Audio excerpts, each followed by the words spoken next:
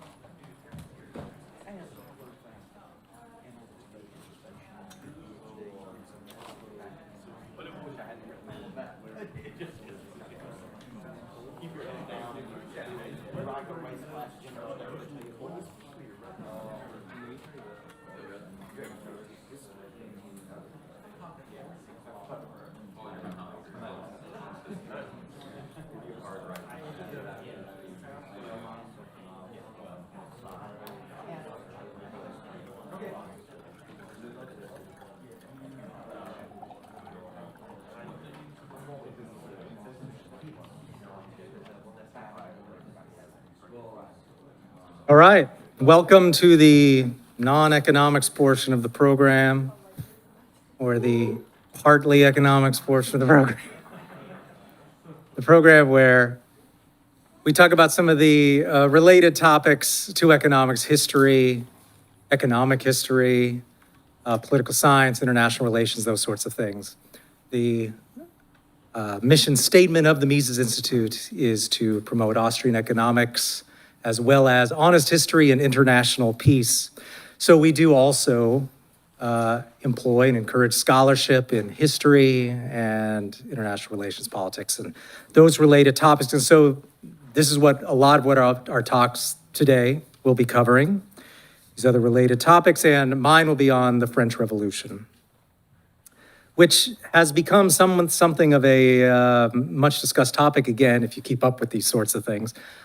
Thanks to it being the 250th anniversary of the American Revolution. This lends some people then to compare the two. So I thought it might be useful to go in and look at the topic of the French Revolution again, provide an assessment, and also try and build upon some of the work made by earlier people in our own movement, specifically Rothbard and historian Ralph Raico. And I'll be drawing a lot in this talk from two books. These are them. So the first is The Struggle for Liberty, A Libertarian History of Political Thought. It's by historian Ralph Raico, edited by me. I took a lecture series he did, added annotations and so on. So this provides you, I think, with a, it's only 200 pages or so, a fairly condensed, but nonetheless thorough look at the history of political thought as examined by a hardcore laissez-faire historian like Raico. And then that's a companion volume really to Rothbard's 2-volume history of political thought or economic thought.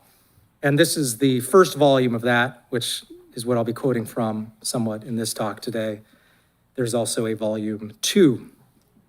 So if you are interested in the historical topics, the development of political and economic thought, as well as some commentary on important political events like the French Revolution, you'll find it within these books. And we should note, though, that they don't go into a lot of detail about the French Revolution. These are just one topic among many that they discuss. And so there really isn't a Misesian, Rothbardian position on the French Revolution. And I'm going to try and develop one to some extent with this talk today. And we then really just have to ask, okay, just to normies, is the French Revolution still important? And it is. Whether people know it or not, the views on the French Revolution filter down to modern day politics quite a bit, right? It's not an accident that one of the most trafficked, I suppose you might say, certainly an often quoted popular publication on the hard left is called Jacobin today. You can go there. I often check there just to see sort of what the left-wing view is on things. And this is named after the radical faction in the French Revolution. This is not a coincidence that they chose that. Also, conservatives often, and I just saw an article on this just the other day, talking about why the French Revolution was bad, but the American Revolution was good, and it quotes Edmund Burke a lot. conservatives still like to quote Edmund Burke. Edmund Burke was partly famous for a pamphlet he wrote on the French Revolution. He was against.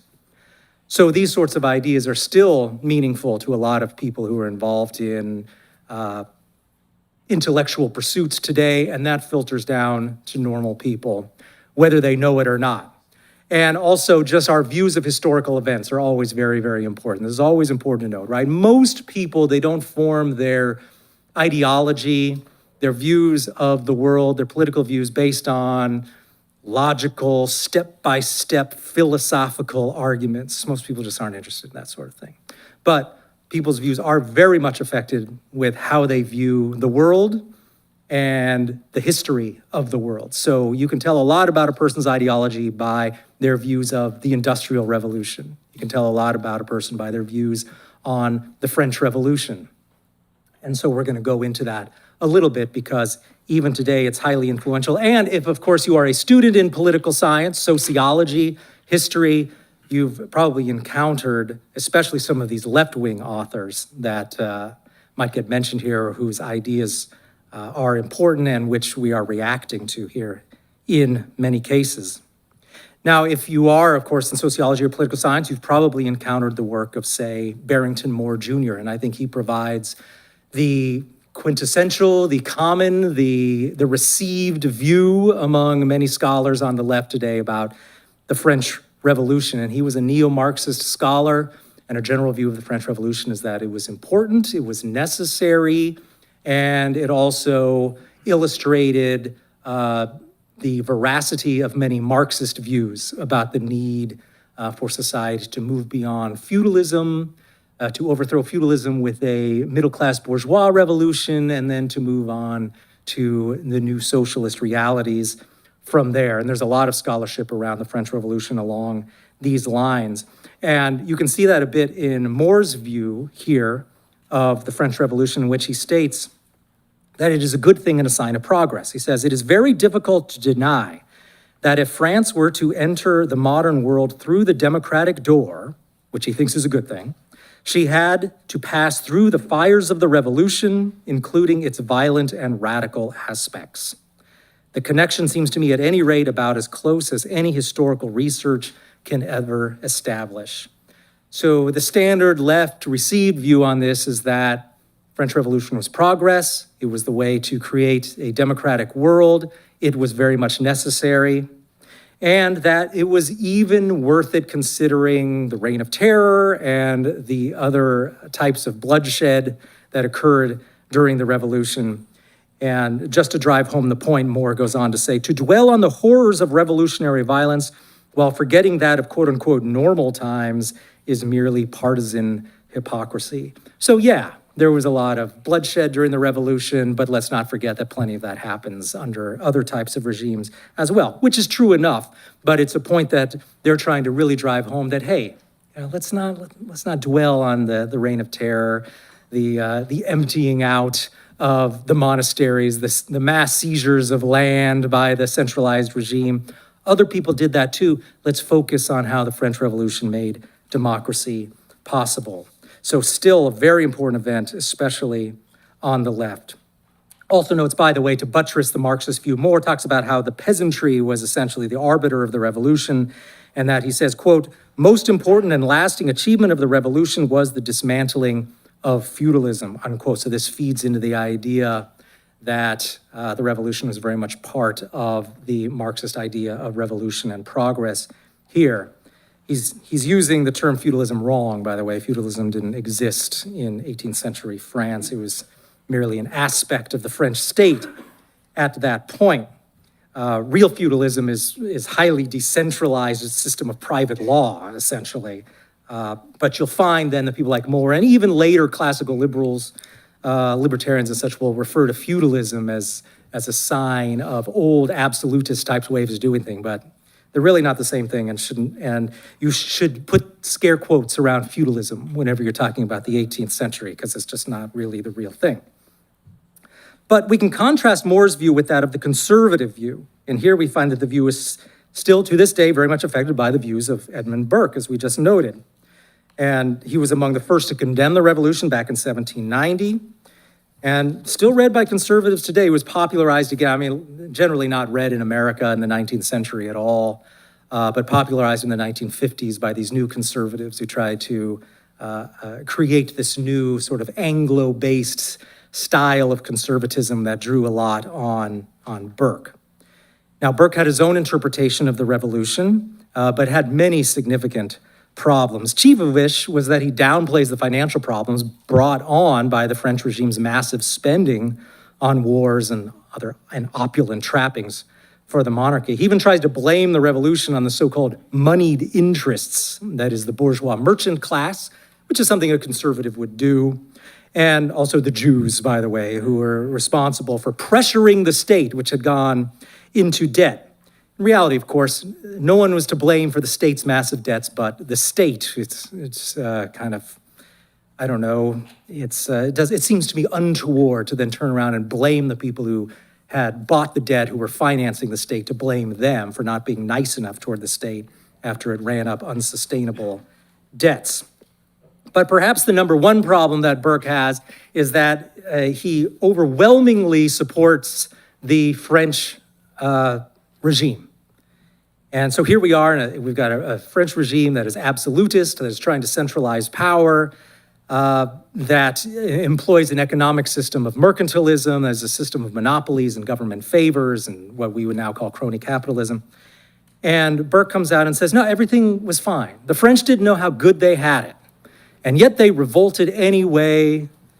So how to explain that? Why was there a revolution then, if everything was fine in absolutist France at the time? And so he has an out. The out is that everyone was motivated by French Enlightenment philosophers to revolt. That even though everything was fine, things were going well, standard of living was increasing, which is certainly debatable, at least in the late 1780s. Was it just because a lot of peasants were reading books by Diderot and Voltaire? That seems to me unconvincing. I think if we look into, I think, the real reasonings for a lot of the revolutionary activity, a lot of it was good old-fashioned stuff like vengeance and grievance and those sorts of things, and not necessarily based on the sorts of things that philosophers were discussing in coffee shops in Paris. And in fact, Burke paints such a rosy picture of the French regime that his own friends back in Britain tried to separate themselves from it a little bit, since, of course, for good reason, right? The British weren't in the habit of praising the French monarchy to the skies. This was what Burke was kind of descending into in an effort to condemn the revolution. And so those are the two main camps then that we're left with here then. We, as free market liberals, libertarians, do we have to pick one or the other? Do we have to pick one where, yes, it was very necessary, and it proves how you had to come out of this old system and overthrow the new regime very bloodily if necessary in order to embrace democracy?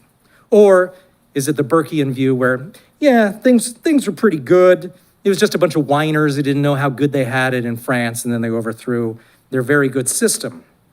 Well, I would submit to you that these explanations, both of them, leave much to be desired, and what we really need is a more honest assessment of the very real practical problems that the French regime had caused for itself, led to unrest against it, and that these were independent of what some philosophers were saying. Sure, they played their part, but it's difficult to suggest that larger historical factors played very little part, and just books that people were reading was the overwhelming factor. Now, on the other hand, it is very hard to insist that the French Revolution was quote unquote worth it and ushered in a new age of just and enlightened government. I think we can clearly look and see what followed the French Revolution with Napoleonic Wars and then a series of authoritarian type governments that came afterward as well. And did this really usher in a new age of freedom? Pretty clearly, it did not, and as we'll see in some of the details here. And so I think in order to get a better view of what the revolution was and what we are to make of it, a good fruitful place to start with this is the historical writings of Murray Rothbard and historian Ralph Raico, those two books I just showed you. So let's start with Rothbard and see what he has to say about the revolution. As I mentioned, he has no comprehensive treatment of it, but certainly he seems to have opinions about it overall. So we would then go consult Rothbard's History of Economic Thought, and we can see that he wasn't exactly pro-French absolutism, and he saw that there were many problems with it. A lot of it was about crushing tax revolts and other efforts to prevent further centralization and empowerment of the French state. And this was, of course, what French absolutists were known for, was centralizing political power and abolishing a lot of local rights in many cases. And this is, in one place, what Rothbard has to say. He's talking about the French King Henri IV, and noting that this led to a period of crushing a lot of old medieval institutions that had created local bulwarks against centralized French power. But Henri was successful, and Rothbard says the victory of Henri in the late 16th century also meant the end of French resistance to royal absolutism. Unchecked despotic rule by the Bourbons was now to be France's lot for 2 centuries, until it was brought to a violent end by the French Revolution. It was a high price indeed to pay for religious concord, especially since Louis XIV, the Sun King, the embodiment of French royal despotism, revoked the Edict of Nantes in 1685. So what he's talking about here is that prior to Louis XIV, there had been at least some successful movements toward decentralization of power, towards some limits on state power. And one of these was the Edict of Nantes, where the state backed off in terms of managing the religious situation. Louis XIV, the great centralizer, comes along and abolishes that, creates new enemies for the regime. And as Rothbard says, the religious peace of absolutist moderation, quote unquote, turned out to be the peace of the grave for many Huguenots, that is, who were the Protestants at the time. And this was just another illustration of bad moves by the central regime, which, as Lord Acton, the great British Catholic historian, notes, is that under the Edict of Nantes, the Protestants were devoted royalists and weren't a problem for the regime. Louis XVI apparently saw fit to flush that down the toilet in an effort to please certain interest groups within his realm. So we can see just one of the many things that led to the decline in the power of the regime. So of course we get a sense here of how Rothbard views French absolutism overall. He doesn't have a particularly good view of it, especially since Rothbard spends much of his history of economic thought dismantling mercantilism, which was the economic manifestation of absolutism. That's what liberalism, what we now call libertarianism, the philosophy of Thomas Jefferson, that's what it came into being to oppose, was mercantilism, was absolutism. It came into formation to oppose British absolutism, especially in the 17th century, and the liberals existed in France too, to oppose French absolutism. So why come out in favor of that sort of thing? Rothbard shows no enthusiasm for supporting absolutism. And also we can find other statements about what does Rothbard think was the immediate causes of the revolution. And he essentially states that it was the failure of economic reform. He's saying that, yes, during the 18th century, 1770s especially, you had physiocrats, pretty decent economists like Turgot. Rothbard is known for being an admirer of Turgot's skills as an economist, but that ultimately Turgot was just an economic reformist. He, like most of the physiocrats, were devoted absolutists. They were in no way really supporters of any sort of political reform. They were fine with the absolutist system, or if they weren't fine with it, they did not foresee any end to French absolutism anytime soon. So their method was to simply whisper in the ear of the king to convince him to change some economic policies, and that would change everything. That's how we would bring about the real reform. But Rothbard says the physiocrat strategy proved a failure, and there was more to the failure than the vagaries of a particular monarch. For even if the monarch could be convinced that liberty was conducive to the happiness and prosperity of his subjects, his own interests, that is of the king, are often to maximize state exactions and therefore his own power and wealth. The monarch does not rule alone, furthermore, but as head of a ruling coalition of bureaucrats, nobles, privileged monopolists, and feudal lords. He rules, in short, as the head of a power elite. So he's noting that this idea of whispering just in the ear of the monarch is just not going to work. The king doesn't just command with a wave of his hand economic policy. There's a whole ruling class that has to be brought along and convinced with it. And this contributed a lot to the problem of the revolution because it simply moved beyond the control of the monarch and his ability to really change anything significantly. And he says, quite frankly, that after the failure of Turgot and the physiocrats came the revolution, that this was really the last chance they had to avoid that in terms of economic policy reform, and it didn't happen. So what does this tell us then about Rothbard's view after the fact? So he's saying, well, yeah, there were good reasons to need to have reform, and that the liberals attempted that, the economic liberals at least. At least in the 1770s, there was still not any sort of significantly formed political reform movement.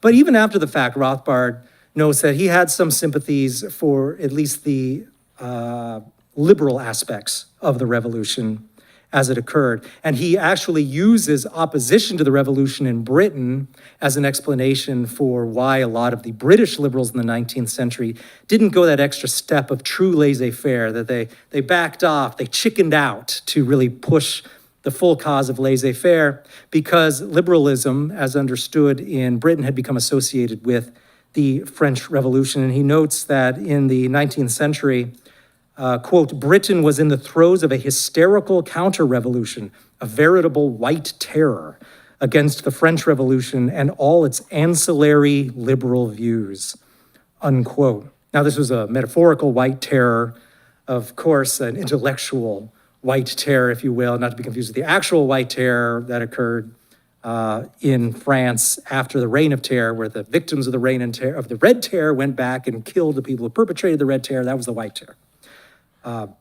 Just as a view into how the French Revolution worked.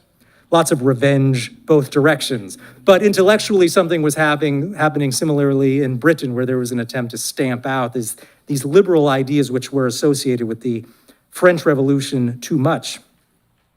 And Rothbard saw this as a bad thing. So he thought, hey, let's preserve these ancillary liberal views, quote unquote, that were associated with the French Revolution. Okay, so there's a complex view here that we especially run into when we look at the views of Ralph Raico. Now, Raico takes a more negative view in the sense of, at least in his book, The Struggle for Liberty, he looks in a lot of detail as what came out of the French Revolution. And he says, however, quote, in discussing the history of liberalism, there are a number of distorting factors. One is to consider the French Revolution even fundamentally a liberal revolution.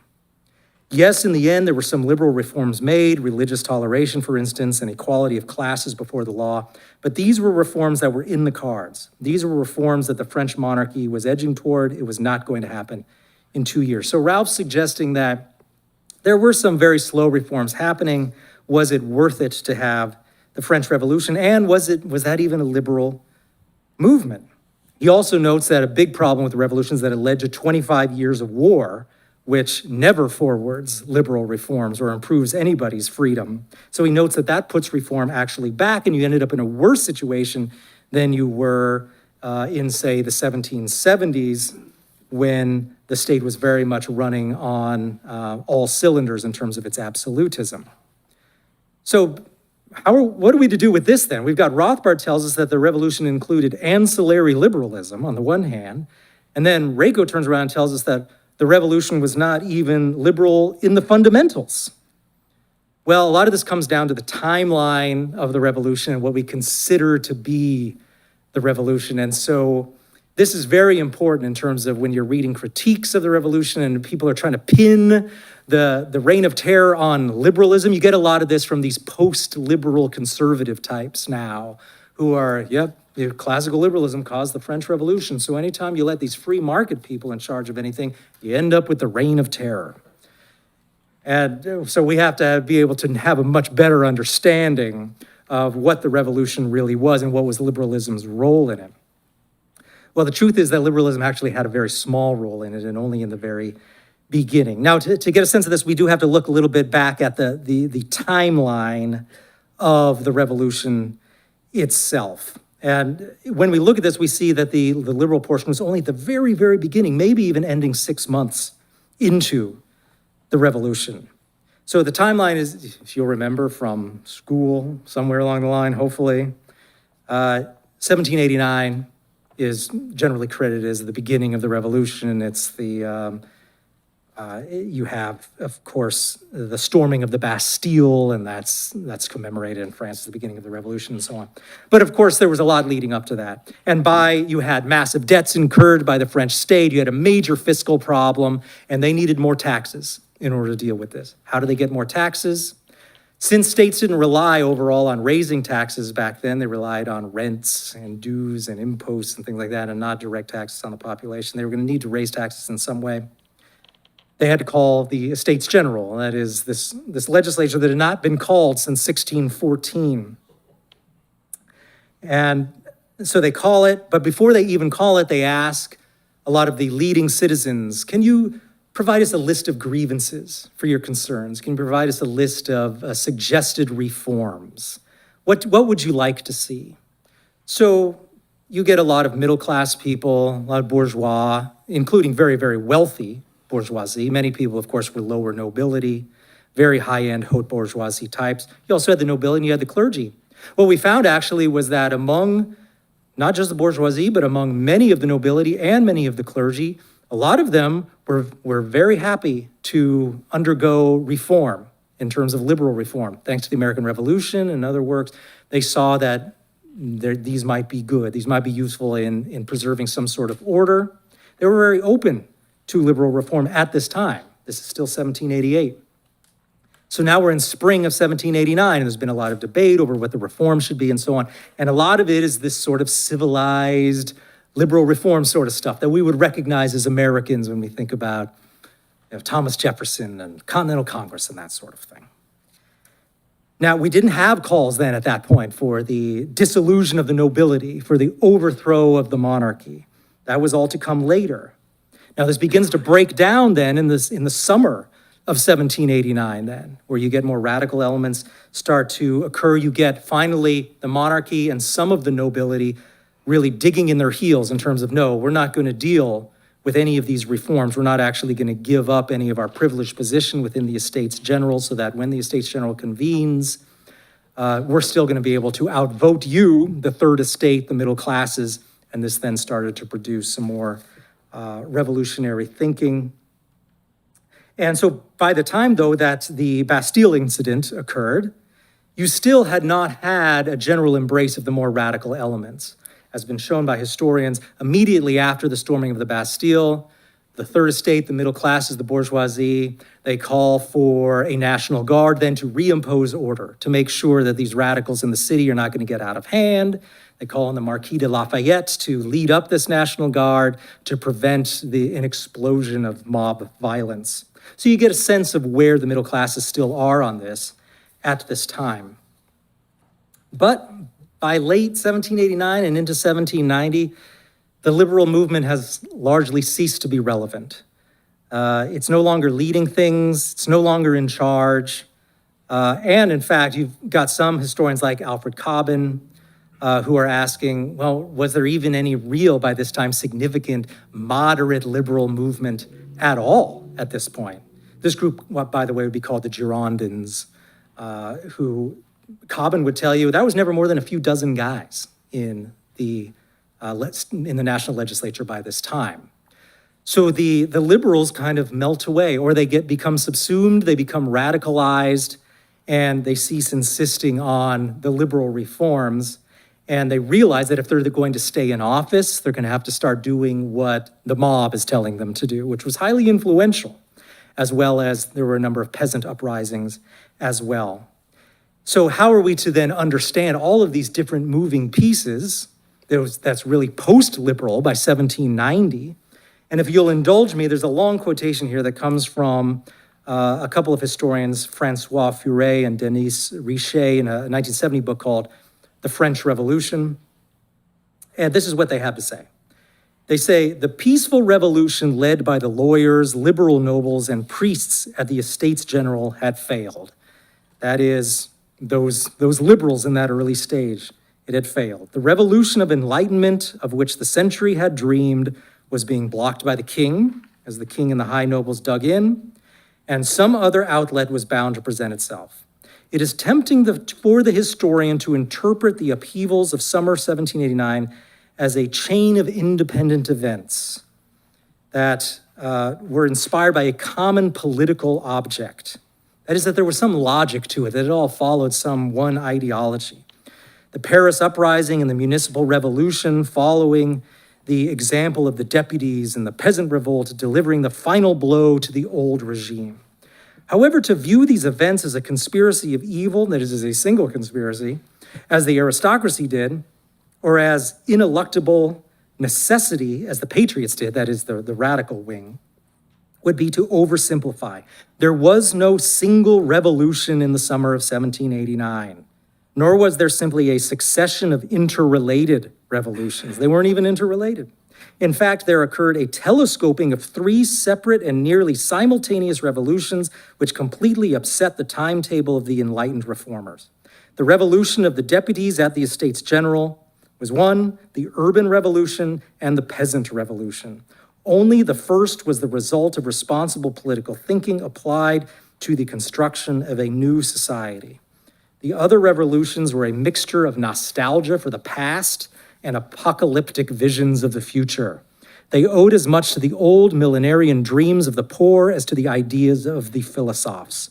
Above all, they revealed a new aspect of the crisis undermining the old regime, the impatience of the populace and the violence to which it was prepared to resort. So by 1790, all the old civilized reform is gone. What you've got now are movements that generally not inspired by some sort of high-minded liberal thinking, movements that are based largely on getting what's mine. They felt that they were being exploited by the upper classes, which in many cases was certainly true, and they were going to use whatever means they could to get their share of that. So we can leave behind the idea that the more radical elements of the revolution were somehow the natural progression of the liberal part of the revolution and those reformers. They simply ceased to be influential by the 1790s. And in fact, we might note, by the way, that the time frame is fairly narrow depending on our evaluation of when the revolution actually occurred. Simon Schama had his own thick, 1,000-page book on the French Revolution come out in the late 1990s, and his position was that the revolution was simply over by the end of 1794. You got the new Constitution of 1795, that was it. You'd reverted to just a standard authoritarian type regime at that point. In this case, it just happened to be a republic rather than a monarchy in France. And Acton drives home this point, right? There were so many historical factors that were at work here. It was not just simply a bunch of people embracing some sort of liberal thinking. And Acton says, the French Revolution, quote, is not a meteor from the unknown, but the product of historical influences which by their union were efficient to destroy the old regime. So the end result of all of this was a greatly weakened regime in terms of public opinion and also in its fiscal situation. So those with grievances, you had the middle class, which wanted access to some of these offices that the aristocracy had. You had the agrarian groups that wanted more access to the lands, maybe to free themselves with some of their old rents that they were forced to pay. And then, of course, you had also the Paris mob. All this, by the way, coming on the end of 2 years of very bad harvests and rising food prices, and that all feeds into this. Now, let's look then at three factors then that made the revolution so bad, right? People ask, okay, so you've got all of this, the revolution started, but why did it become radicalized? Why did you end up with such a powerful state after the fact? Why did the French Revolution lead to an even more centralized state, a state that entered into a major imperial wars by 1805? And I think there are three reasons for this. The first of which is the lack of decentralization, and that the French regime was not like the American regime in any way, right? We think of the American Revolution and it never had a terror, right? Certainly, if you read Rothbard, he will note that certainly there were reprisals, there were war crimes committed against the Loyalists and the Tories in the United States for sure. And in fact, on a per capita basis, the American Revolution produced more refugees and displaced people than the French Revolution did. But in terms of the actual torture and killing that occurred, it was more severe in the case of the French Revolution, largely because it was a far more powerful state that was able to call upon more resources and inflict more damage broadly throughout a vast territory. And this resulted a lot from the fact that the French regime was highly centralized and the French state was highly centralized, to a way that Americans could not even conceive of in the 18th century, a vast bureaucratic machine that existed. And we can see that federalism, which of course was very popular in the United States, did not exist in a significant way in France at the time of the Revolution. Yes, there was what is now called a federalist movement, but as we see in the work of later historians, this was greatly overestimated and played up at the time. But in reality, the federalist movement, the idea of federalism, was not a major factor at all in the early 1790s. And we can see also here in the words of Bill Edmonds, a historian, in his article, Federalism and the Urban Revolt in France, 1793, and he puts federalism in scare quotes because it didn't really exist in France. He notes, the division of political and administrative responsibilities between central and provincial authorities had appeared to be settled by the local government legislation of the National Assembly. So this is in the early phases, right? There'd been the early reforms. There's some level of decentralization. We want to limit the central state. We're going to give a lot of duties to local governments at this point with our new constitution that we're going to write here in the late 1780s. But, Edmonds notes, this was all thrown back into the melting pot by Montagnard centralism, that is, by the radical Jacobin groups, the Montagnards, sometimes just called the Mountain. This was all thrown back into the melting pot. And this was in the name of centralism and the convention's increasing subjection to radical forces in Paris. So all that old civilized, liberal, decentralist reforms gone. The shape of the emerging Montagnard dictatorship with its tightening centralization, its arbitrariness, and its compromises with direct democracy was abhorrent to those who had embraced and profited by the system of government established between 1789 and 1791. So this began then a system of widespread consolidation and a very violent imposition of centralized government. Yes, there were some movements back against that, and they called themselves Federalist revolts in some cases, but there was no sort of systemized thinking about that because he notes, by the way, Edmonds notes, to attack the unity of the Republic had been declared a capital crime in 1792.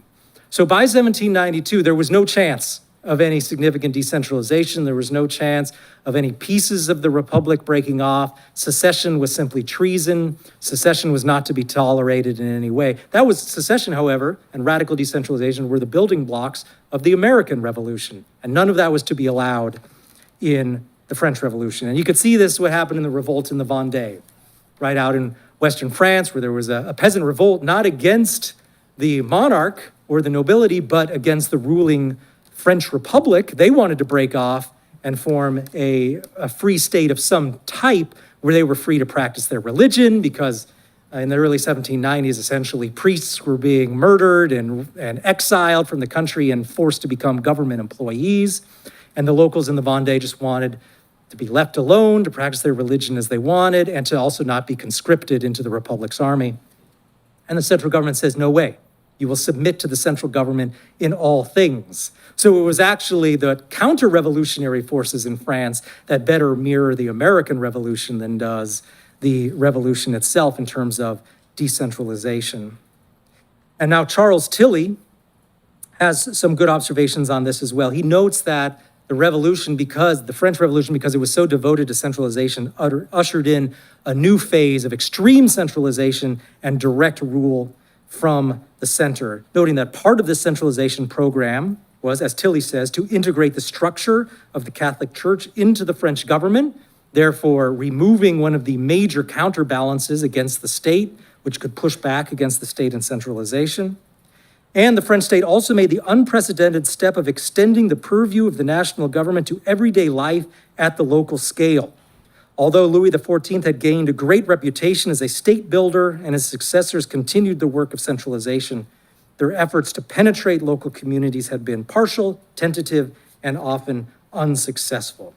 So this was a major component of the new regime, was that it was going to be highly centralist, no one was allowed to leave, and this was to be declared from the very beginning. In fact, while it had been formally declared in 1792, Gustave de Molinari, the great 19th century libertarian French theorist, Belgian-born, noted that perhaps the original sin of the French Revolution was to declare in the very early days that the Republic was indivisible, that it could not be broken up into any pieces.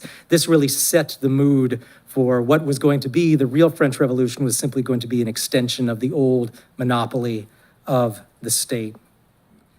Now, for more on this, you could go into Acton, who notes that centralization was a major factor in the revolution in bringing about a massive state that was able to exert its power and to carry out huge violations of rights like the terror. So that was just a major factor, and that is why it was so different from the American Revolution was in one way. Another way was war.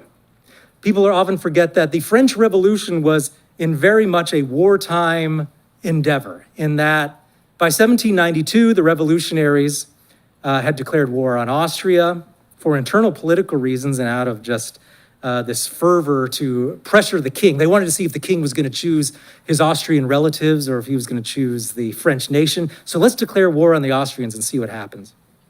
Well, what often happens with war, especially war where it looks like you might actually lose, this spreads great paranoia throughout the French population, especially those who are in charge, and also justifies massive new clampdowns on local freedoms within the French population.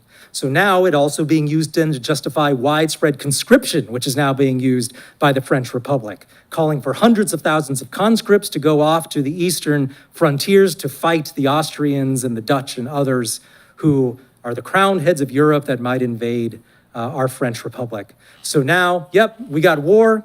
Now, people, you all have to fall into line. Everyone has to give up your freedom in order to ensure that we are successful in this war. So war takes the form that it always does in terms of conflicts like this, where it leads to less freedom, not more, and it provides more excuses for more state power. So we can never ignore the very, very important role of war in that. And in fact, as one historian notes on terms of the importance of the war, he says, quote, "The war ruled the revolution much more than the revolution the war," unquote. So the war was just a major factor in this, and Tilly notes this as well, is that the war was simply the number one excuse for the further centralization and empowerment of the state in many cases. And then finally, the other major factor here is simply that in spite of all this talk about revolution, the French state never actually went away. It was simply replaced by a new group of people without the machinery of the state being undone. And Tilly notes this substantially when he notes how there's a phenomenon in the French Revolution called the municipal revolution. This was the system where you had old municipal officials, which were appointed by the king, and they were royalists and maybe the local nobility. The institutions they headed didn't go away. They simply were replaced. Everyone in those institutions were replaced by a new class of bourgeois, lawyers and activists, and in many cases, just some merchants, but that wasn't the dominant group, who then came in, took up the reins, and implemented the same old policies, except even more so. Now we're going to even have a harsher regime, and we're going to use the same materials that the old regime had used as well. And to really illustrate that, there's a great note where one historian looks at what was the outcome of the tax reform in the French Revolution. And he notes that the French regime never skipped a beat. He notes that as every new regime came in, it collected the back taxes of the regime that came before it. So you had the monarchy that ended in 1789, then you had the republic come in, and they collected any back taxes you had failed to pay under the king, even though they were claiming that the rule of the king was illegitimate. Yeah, that was an illegitimate government, but you still owe us the taxes that you should have paid under that. And then the directorate comes in the mid-1790s, and oh, you weren't paying during that earlier period, well, you have to pay us now. And it keeps going all the way through Napoleon and into the Revolution of 1830. Each revolution, while claiming that the previous French regime was illegitimate, then comes and presents you a tax bill for the taxes you incurred during the period of that illegitimate state. So the French state had an amazing ability to continue its impositions upon the people while bringing in new people to run it. And this is a note that Reiko makes finally, is that he's lost faith that there was any sort of real revolution that took place. He saw it in many ways as perhaps just a conflict where a new class of people, that is this upper level, this class of lawyers and lower level nobility and the highest civil employees among the bourgeoisie and the third estate, came in. They wanted to seize the power of the state for themselves, from the nobility, from the monarchy, and enrich themselves using the state. There wasn't this high-minded thinking about overturning the regime, spreading freedom. Certainly that motivated some people, but that was not the overall goal for a lot of people during the revolution. So I think when we're trying to better understand what is the story of the revolution, we have to take a lot of this into account and to really get a much better idea. What is the timeline? How much can we blame the revolution on the liberals? How much liberal reform was actually employed? And in the end, who ruled and where did we end up at the end of the revolution? So I would encourage you, without just accepting the narrative that you might get from the Marxists or the conservatives, or a lot of these articles that are just saying, yeah, it was Diderot, it was Voltaire who caused the revolution. Let's look a little bit more closely into some of the real causes and not just the outcomes, but also the actual mechanics of the war and who was really in charge and how did the state become even more powerful by the time it was all over. So thank you very much.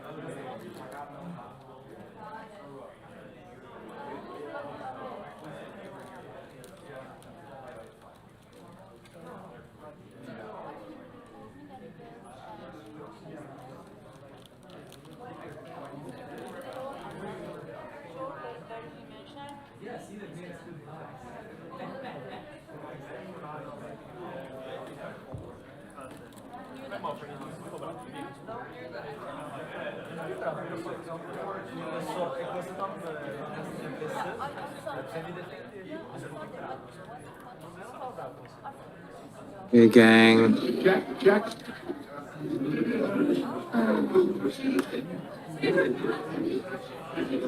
Supposed to. Like this? Okay.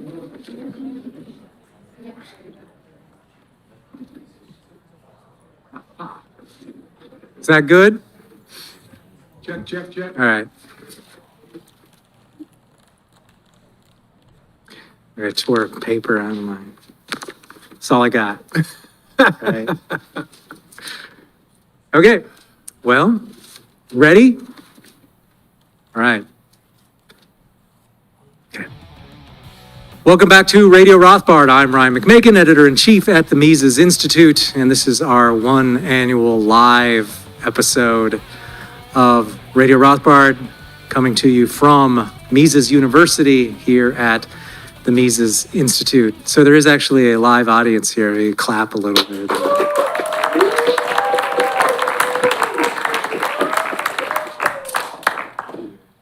We should have had someone warm them up. All right, well, my guest today is Mark Thornton, who I haven't had on lately, but certainly if you're a devoted Radio Rothbard listener, you know all about Mark. You also know about his own work at the Mises Institute. He's a senior fellow at the Mises Institute, has been for a very long time, probably more than 30 years going on, or about that. And so I have Mark on here today, and we're going to talk about several different issues, but I always like to talk to Mark in terms of economic trends. Mark keeps an eye on things like inflation, employment, money, gold, a lot of those sorts of topics. So we'll cover some of that today. But first, Mark, thanks for joining me today. How are you? Ryan, I'm doing great, and it's a pleasure to be back on Radio Rothbard with you today. And I was really glad that I showed up early for your talk on the French Revolution, because I think it was really spot on. And, you know, we're entering I think, a revolutionary type era of where society is a little bit unstable, and where there's a lot of grievances, and where there's a lot of division in society. And in my sense, the theory of revolutions is that very often it's the good guys that start the revolutions. They see the problems, the moral and economic problems. They want to do something about it. But ultimately, there's a coup in the revolution, which you pointed out very wonderfully. And then the bad guys take over, and the revolution ends in a terrible end result, like with the communist Soviet Revolution, with the French Revolution, and even with the American Revolution. You know, it was the real good guys, the anti-federalists, that really led the charge for change in America.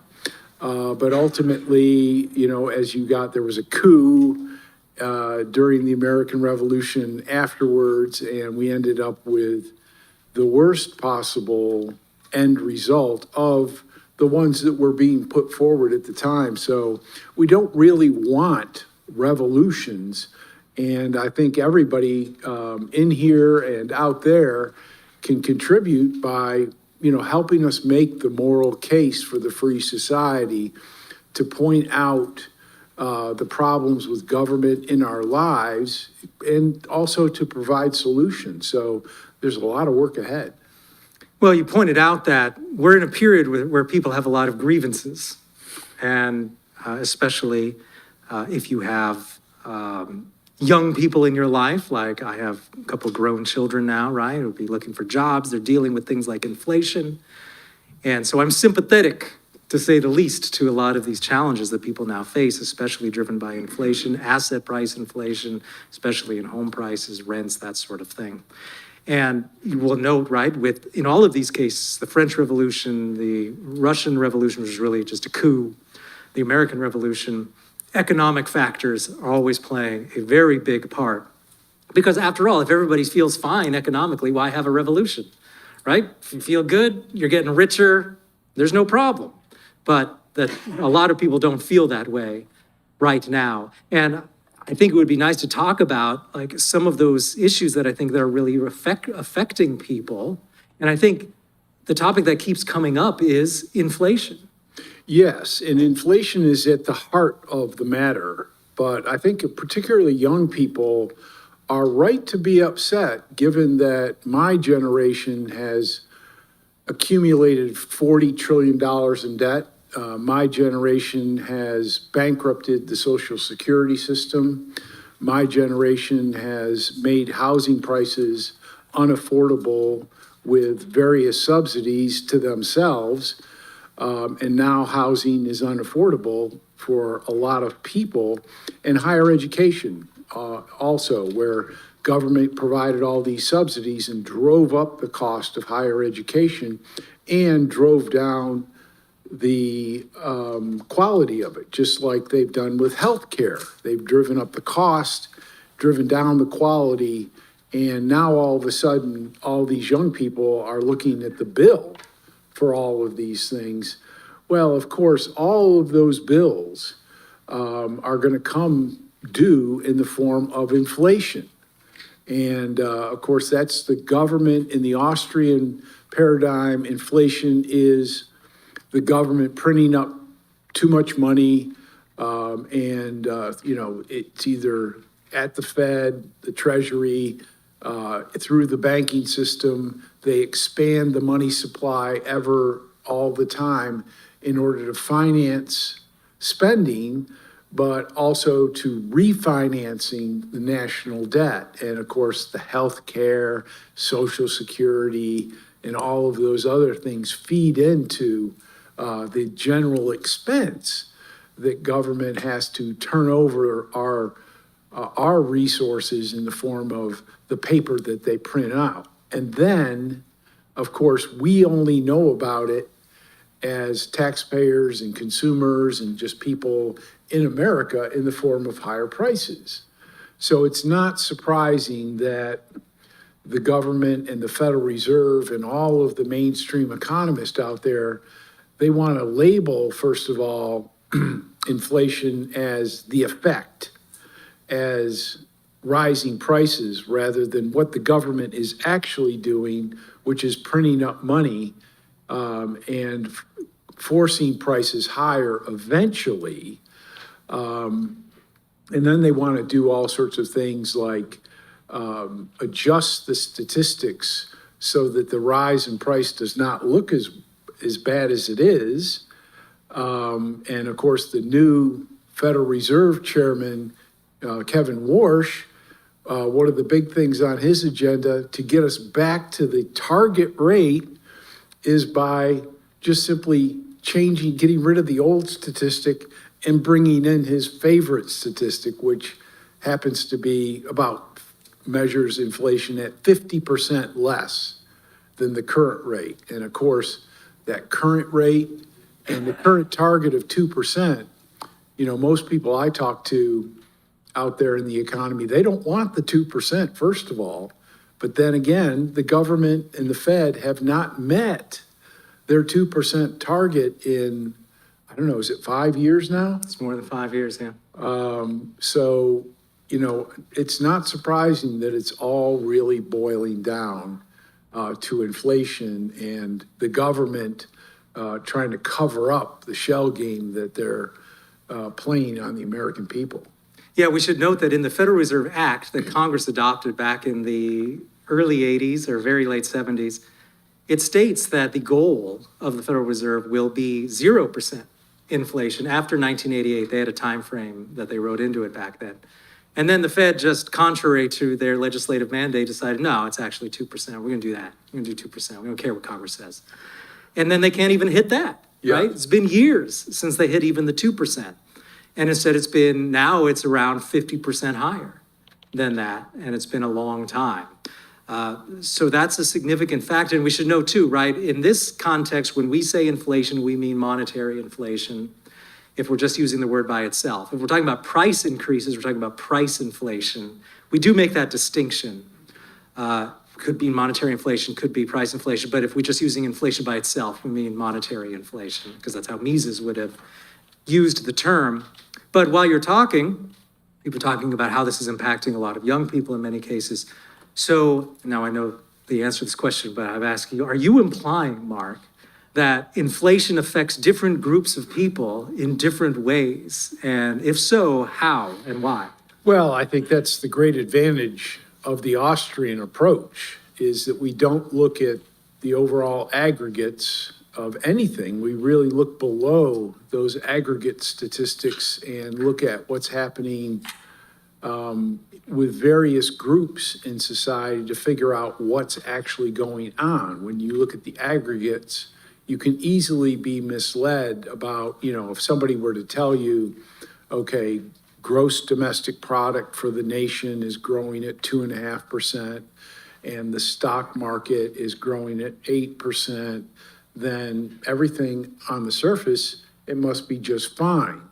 In reality, of course, things are not just fine. As a matter of fact, the main problem that we're facing in terms of this division, as well as working families, working households, is that this inflationary process has been very, very beneficial to the most wealthy classes that control most of the assets and most of the wealth in society, whereas the working class is falling further and further behind.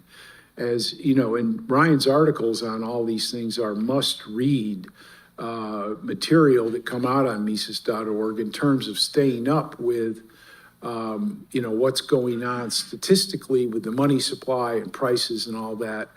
But these working households are falling further and further behind because their wages are increasing very little, but the prices of goods and services in the economy are rising faster. And the sequence of change from a monetary stimulus by the Fed, and of course, everybody knows this, but nobody really puts it together. But when the Fed, say, has a surprise rate cut, the things that it impacts in a positive direction are things like stock prices and real estate prices. So basically, the whole wealth category gets a big advantage. So that if you have wealth and you can leverage up wealth by borrowing more money at those lower rates, then all of a sudden your income, your wealth statement, your net worth is going to go up.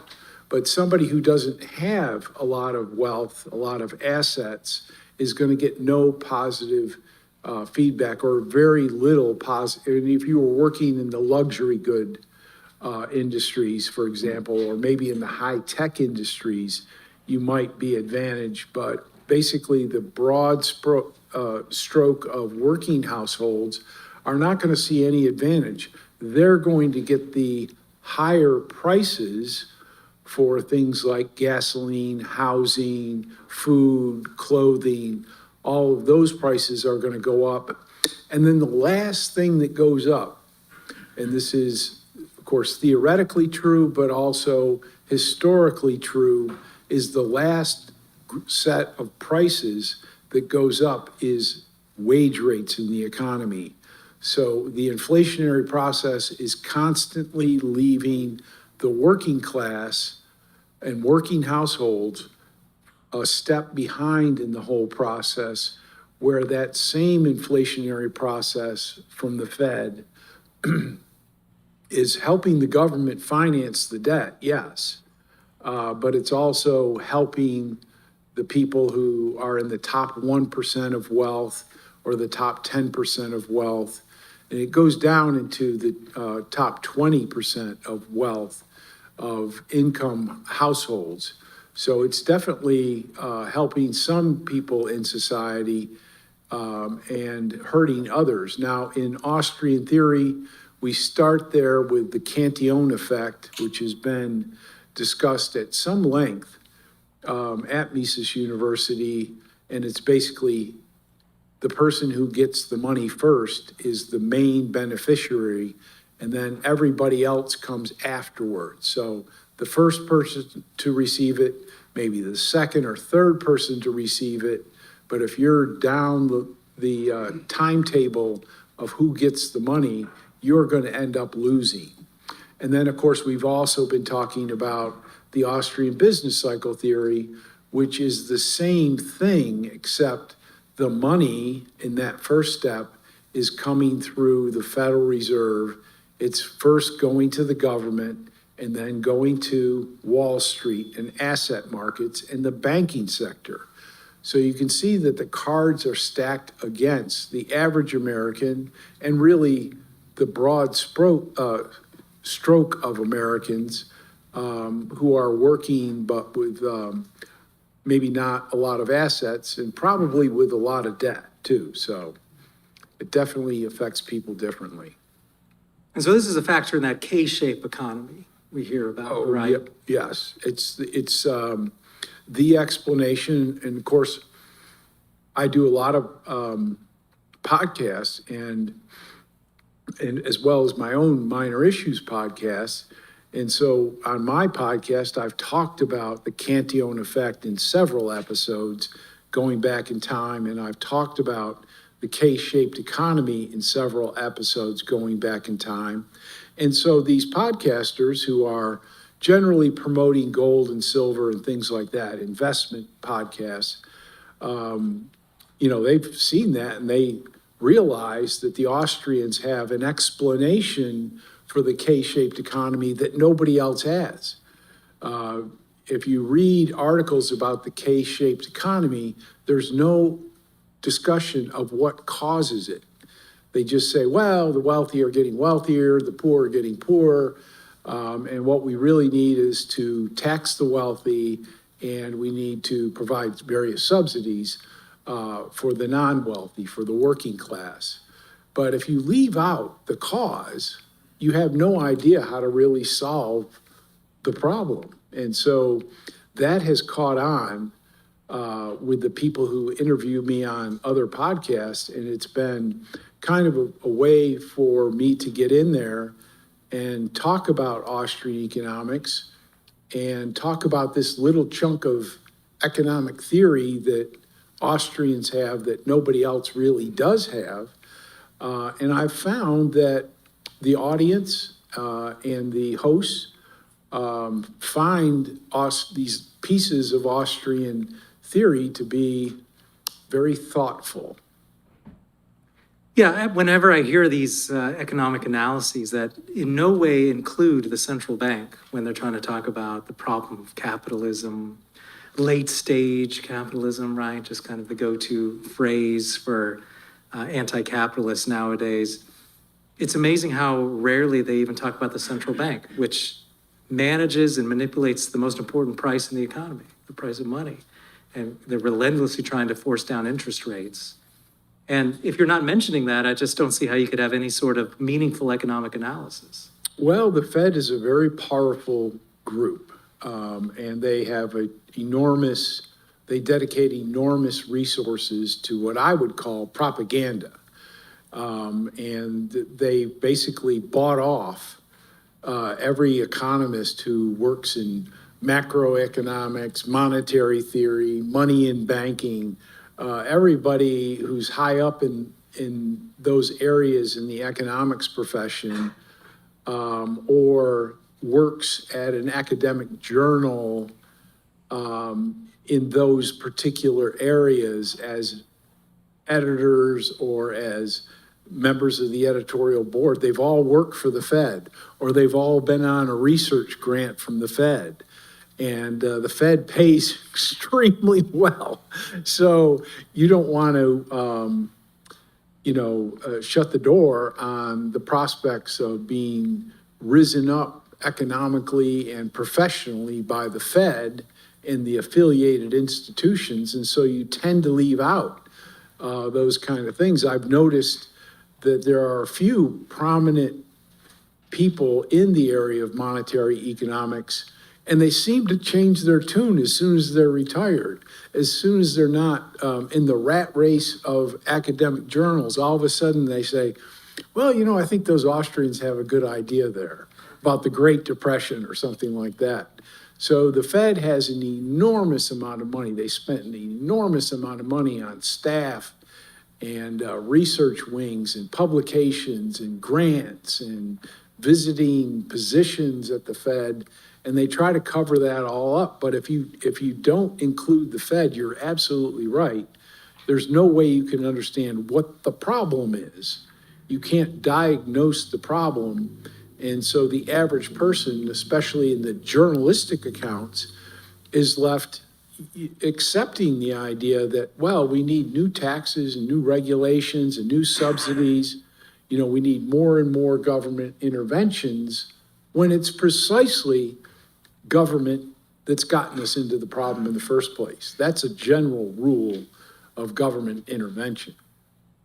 Well, I know from experience that, like you, if you go on a lot of these shows that want to talk about the issue of money, and often if they're promoting gold and so on, they want to know, okay, what direction is the dollar going in? And then we get into the more speculative thinking about what's happening in the near future. But let's do that. Let's speculate about where things are going. And of course, the Fed is only one central bank among many.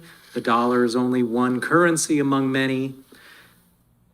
But as long as we've got policy going that is inflationary, where it's forcing down interest rates, which will require some monetary inflation in most cases, isn't that going to then devalue the dollar? Or is that just relative compared to other currencies? What should we be keeping our eye on in terms of trying to guess about what is going to happen to the dollar in the near future and beyond that even? Well, as someone said, the US dollar is the least dirty shirt in the laundry. And the other fiat currencies are very often, with the exception of the Swiss franc, maybe a couple of others, the Norwegian kroner, and there's a few others that are actually better, more stable, less reckless than the US dollar, but basically every other currency is even more reckless. So you can't look at what's called the dollar index, which is just comparing the US dollar to all the other currencies, because the main currencies that are being compared are the Japanese yen, who are hyperinflators, the British pound, which their economy is going right down the tubes as we speak, and the euro, which is on a teeter-totter that's likely going to break and crash. So we're comparing the US dollar against other highly inflationary, highly unstable currencies. And so the dollar index is actually very misleading. But we do know that if we look at the dollar on the true gold standard, where $20 was equal to an ounce of gold, and now an ounce of gold is equal to $4,000, that our dollar is really only worth about a half a penny of what it used to be on the gold standard. And there's no prospects for that trend to stop falling, and there's no prospects for it to start rising. I mean, there's no indication whatsoever that the dollar is going to get magnificently stronger in terms of its absolute purchasing power. And there's every reason to believe that the pace of decline in the value of the dollar is going to increase because of that $40 trillion of debt, the $2 trillion annual deficit, which is not a cyclical thing anymore. It's built in. And now the interest on the debt is more than $1 trillion. And that's the fastest growing of the three categories. So, you have to expect that the actual purchasing power of the dollar is going to continue to decline, and it's likely to decline at an even faster pace. So, Well, and let's just draw those two dots together too, in case people are unfamiliar with this argument, right? Is the reason that high debt and high debt service leads to a further devaluation in the dollar is because the regime and its central bank, they need low interest rates. So they can't enter into a hard money situation right. because they need to keep forcing down interest rates, and that leads to more monetary inflation. Because you can imagine, right? They've got to pay interest on $1 trillion, or they're paying interest of $1 trillion right now at current relatively low interest rates. You can imagine what would happen if they just, we're going to let interest rates float. We'll let the market determine interest rates, even if it just went up 30%. That would massively increase the monthly, the quarterly, the annual payments that the government now has to make on its interest. And you could then see that you would enter then a sovereign debt type crisis where you're not able to pay your bills, right? So it's built in because the central government has to have low interest rates, right? So there's really no hope then of seeing a turnaround and embracing some sort of hard money policy. I guess unless maybe they just simply said they weren't going to pay the debt, or they were going to pay the debt on pennies on the dollar now, but that would come with other problems. Yeah, that's not very likely either. But we've seen just this week where the long bond, the interest rate on the U.S. government long bond has gone above 5%, and the negative impact that's had on the stock market. So in order to really stabilize the value of the dollar, the Federal Reserve would have to undertake a policy like it did with Paul Volcker in the early 1980s when I was in college, and he raised interest rates to 15%. And of course, if you think the government would have a hard time financing the national debt before that, you can imagine what it would be like of them trying to roll over the existing debt and the new debt at 15%. It would just blow up the entire world economy post haste.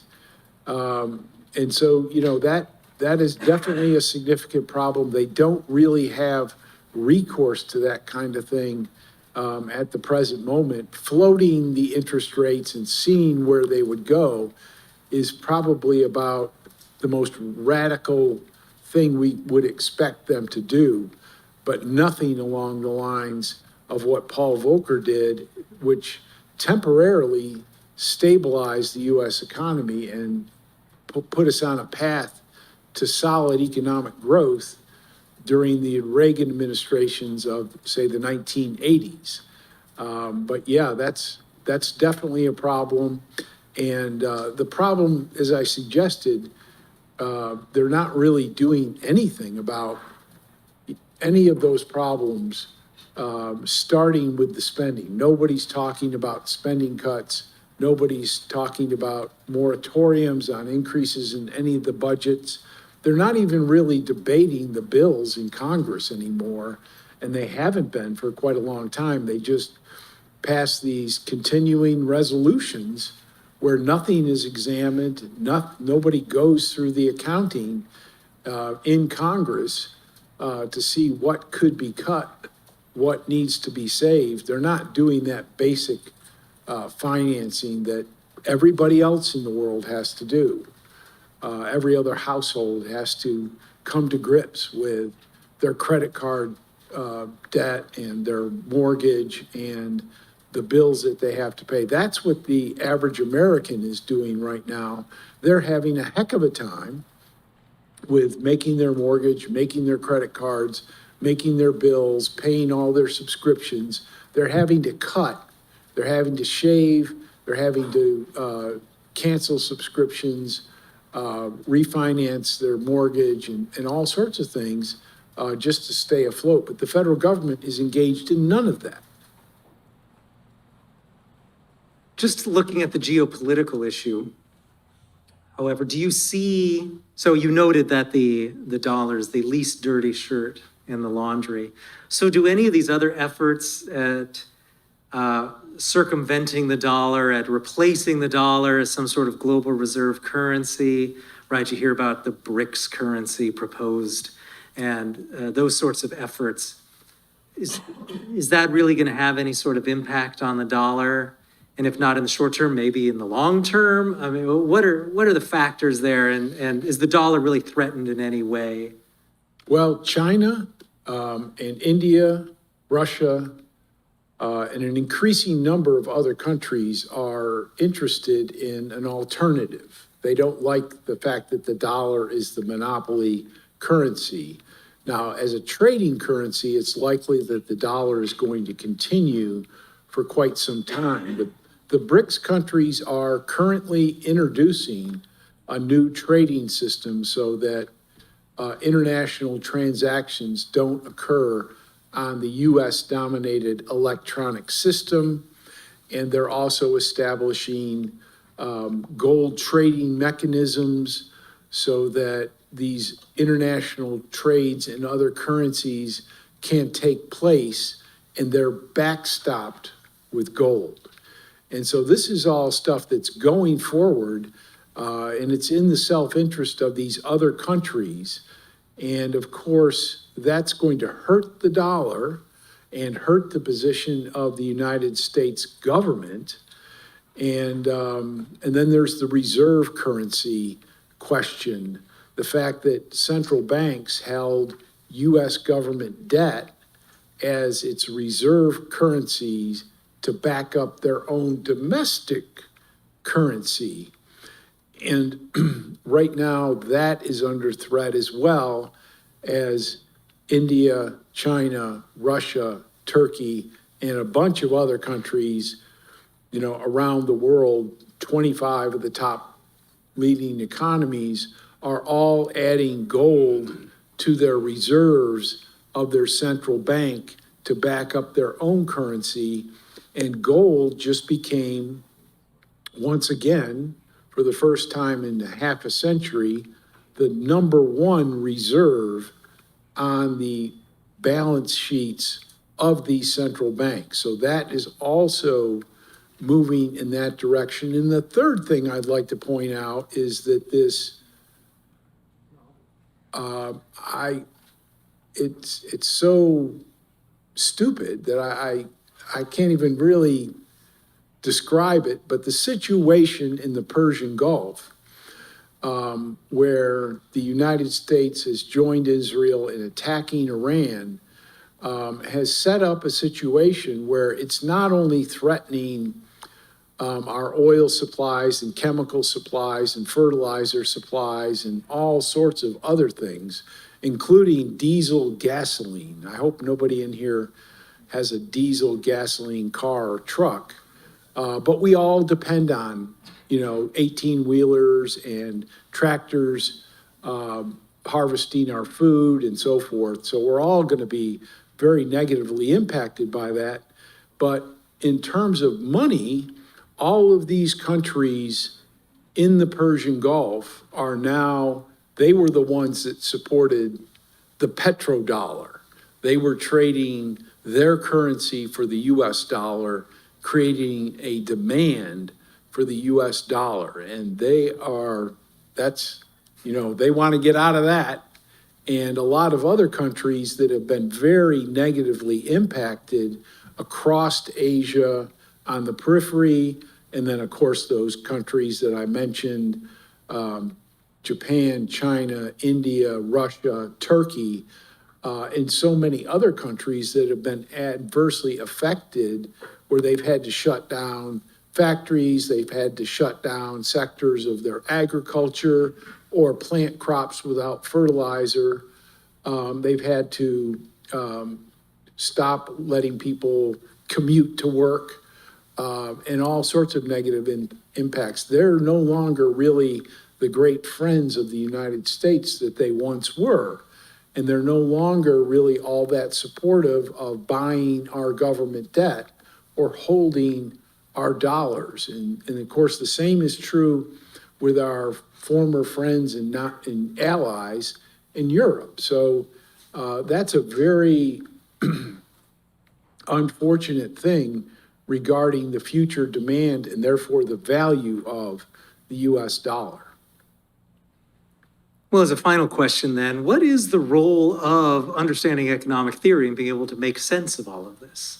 I mean, you'll have, some people seem to think, well, you can just look at statistics, you can look at trends, and you can come away with that with some sort of understanding. But don't you need good, sound economic theory to understand what's really happening with currency, to realize how people are maybe being exploited by the economic system? There's no substitute for good theory here, right? Well, for me, there's certainly not. I mean, if I didn't have the use of economic theory, I don't think I'd be invited on to any of those podcasts. Because I don't have anything different. It could be just anybody showing up and talking about the statistics and then venturing guesses as to how that's going to affect the precious metals markets and that kind of thing. So I've personally found it's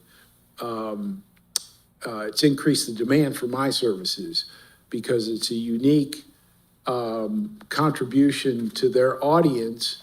And, the hosts even say, oh, that was a very thoughtful conversation. What does that mean, a very thoughtful conversation? Well, it means that the host and the audience has to think about it. And that's really what economic theory asks us to do. The theory of the law of demand, for example, you have to, in your mind, you immediately go to, well, at high prices we buy less, and at low prices we buy more. Okay, so that's the most fundamental component of economic theory. We have to think about it, and we all realize it's true. And so these audiences realize that what I'm telling them about the Cantillon effect or the K-shaped economy is actually the explanation. And so I found it very helpful. And as we've been pointing out, these purely journalistic accounts really don't tell us the causal factors, and therefore they can't generate any solutions to the problem because there's a disconnect really, or there's no connection, I guess, between the problem and the solution. And so I found it very helpful in what I do, certainly, and that's what I do in the classroom as well, is focus in on economic theory as it affects policy in the current day or back in time in economic history. It's the big crucial advantage of Austrian economists because, we can't possibly know everything there is to know about economics and all the subdisciplines and keep up with all the statistics and the econometric modeling and everything else. It's theory that guides us so that Austrian economists can actually, have something to say in any conversation because it's theoretically based and it's adaptable. The law of demand is adaptable to any situation, every situation. It doesn't matter where in the world it is or when it happened. It could be about the long ago past, or it could even be about the future. And so it's a great tool. And of course, that's what we spent the whole week on really here. We tell stories and we make applications, but it's basically trying to demonstrate the importance of economic theory in our everyday lives. Well, Mark Thornton, thank you for joining me today. We appreciate having you on. And of course, if you are unfamiliar with Mark's work, Be sure and check him out at Mises.org. That's MISES.org. He's got a number of books. He's got his own podcast, of course, which I would recommend. It's a shorter podcast, so very easy to listen to. So I would recommend the Minor Issues podcast as well if you haven't been listening to that. So thank you everyone out there for listening. We'll be back next time with more, so we'll see you then. Thank you.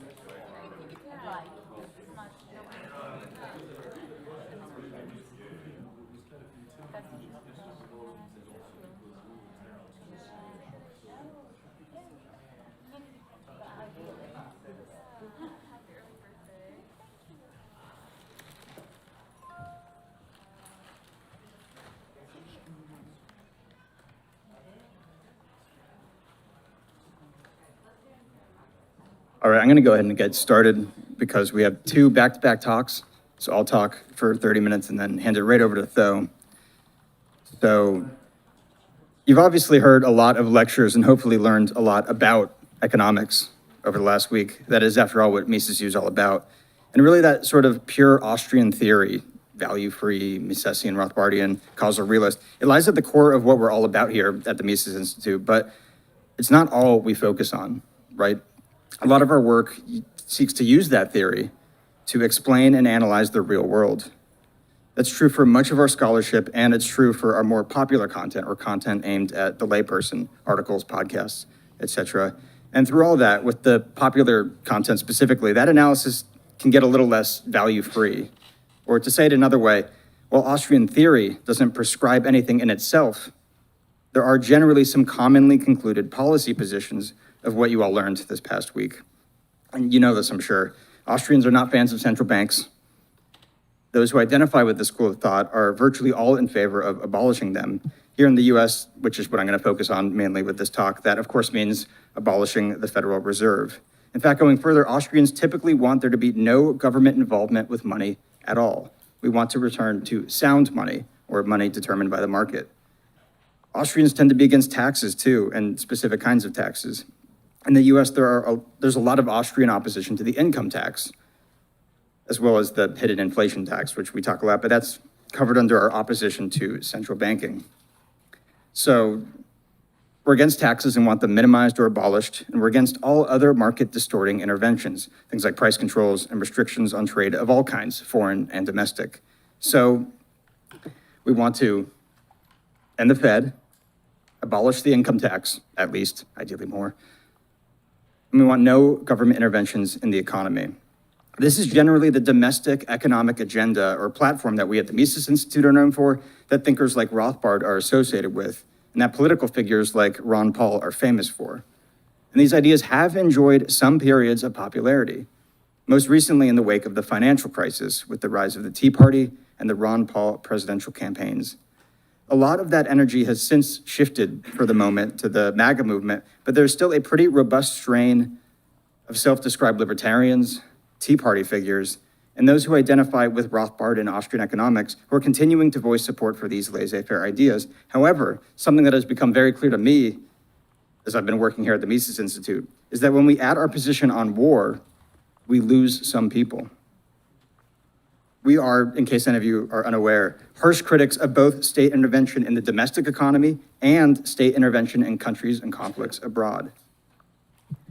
Carrying on the Rothbardian tradition that Ron Paul embodied too, we are fervently anti-war, or more precisely, we are strong critics of the warfare state that has been built up in this country and virtually all the terrible interventions it carries out. It says it right there at the top of Mises.org, Austrian economics, freedom, and peace. Our anti-interventionism also lies at the core of what we're all about, but not everyone who subscribes or claims to subscribe to the first two accept the third. It is not uncommon to hear people say that they like the domestic or economic policy of Ron Paul, for example, but disagree with him on foreign policy. For instance, earlier this year, as Trump's feud with Fed Chair Jerome Powell, then Fed Chair Jerome Powell, was heating up, Glenn Beck, he put out a number of tirades and posts calling for the Federal Reserve to be abolished.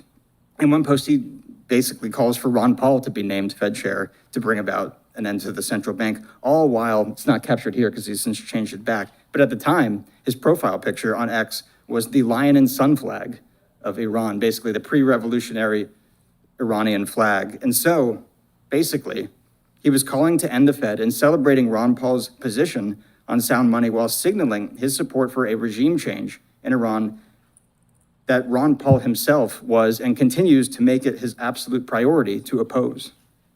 At the same time, there's a growing strain of self-identified libertarians who are quite hawkish when it comes to foreign policy. They tend to be good about villainizing the bureaucratic or administrative state, but then frame all of foreign policy as simply a battle between Western civilization and the third worldist hordes.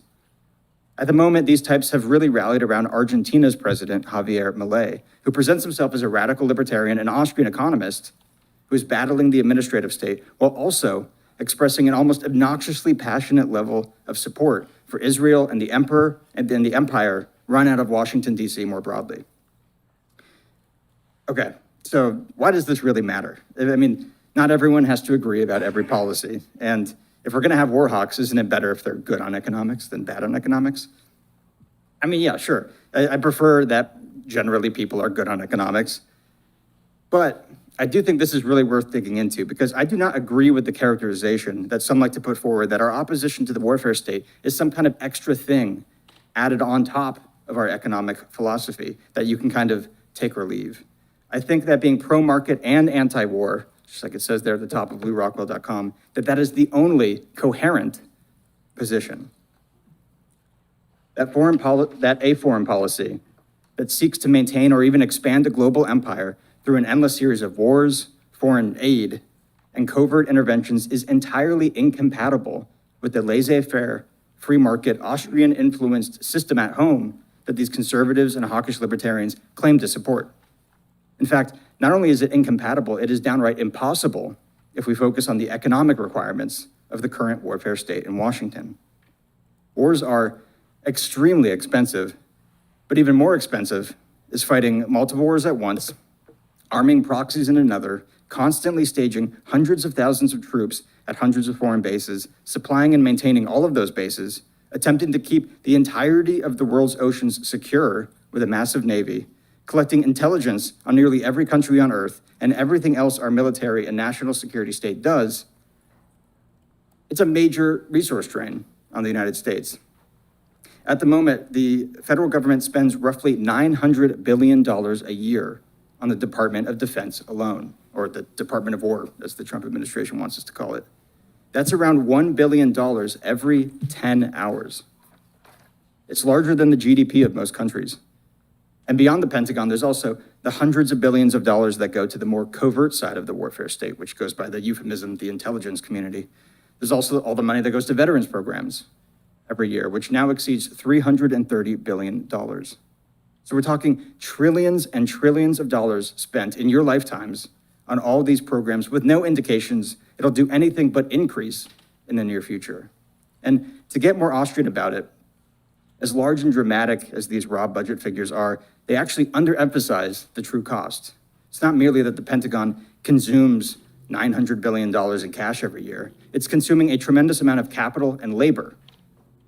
Things like scientists, mechanics, machinists, semiconductors, steel, aluminum, titanium, jet fuel, engineers, programmers, computing power, construction crews, rare earth minerals, concrete, water, electricity, factory space, and the food required to keep the soldiers and civilians working at all of the roughly 750 military installations spread around 80 or so countries fed every day, and much, much more.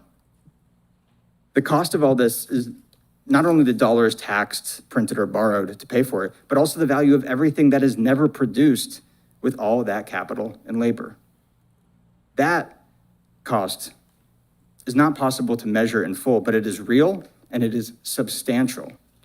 The only way it is possible for the federal government to pay for this major drain on our resources year after year is due to the considerable amount of income taxes Americans pay, and even more importantly, the ability the Federal Reserve gives the government to fund its programs with inflation, hiding the true cost and making it more politically palatable.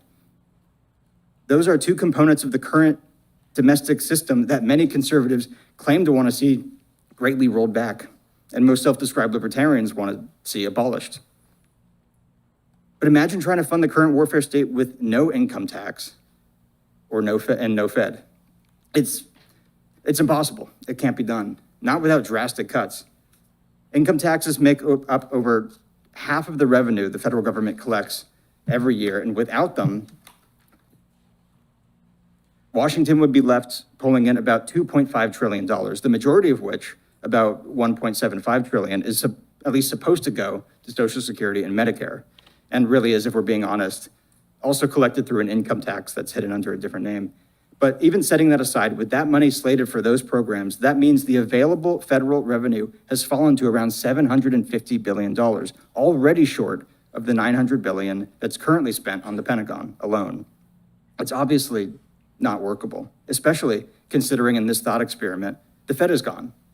So the government cannot rely on inflation to quietly fund its programs, meaning the only way this could work is if other funding mechanisms are tapped. The government would have to raise tariffs, corporate taxes, and excise taxes to levels never seen before. And they'd have to somehow convince borrowers to buy war bonds, despite their lesser power to tax, which would worsen the national debt and make it much harder to launch unpopular wars, like Trump's latest one with Iran. Beyond that, some emergency tax would be necessary, or the direct confiscation of resources and soldiers. But all of that is so clearly not what these people have in mind when they are the people that claim to support Ron Paul's economic policy. That's not what they're picturing when they're thinking of their ideal tax system. It would be brutal, fiscally disastrous, cartoonishly authoritarian, and so highly visible that it would almost certainly be politically impossible.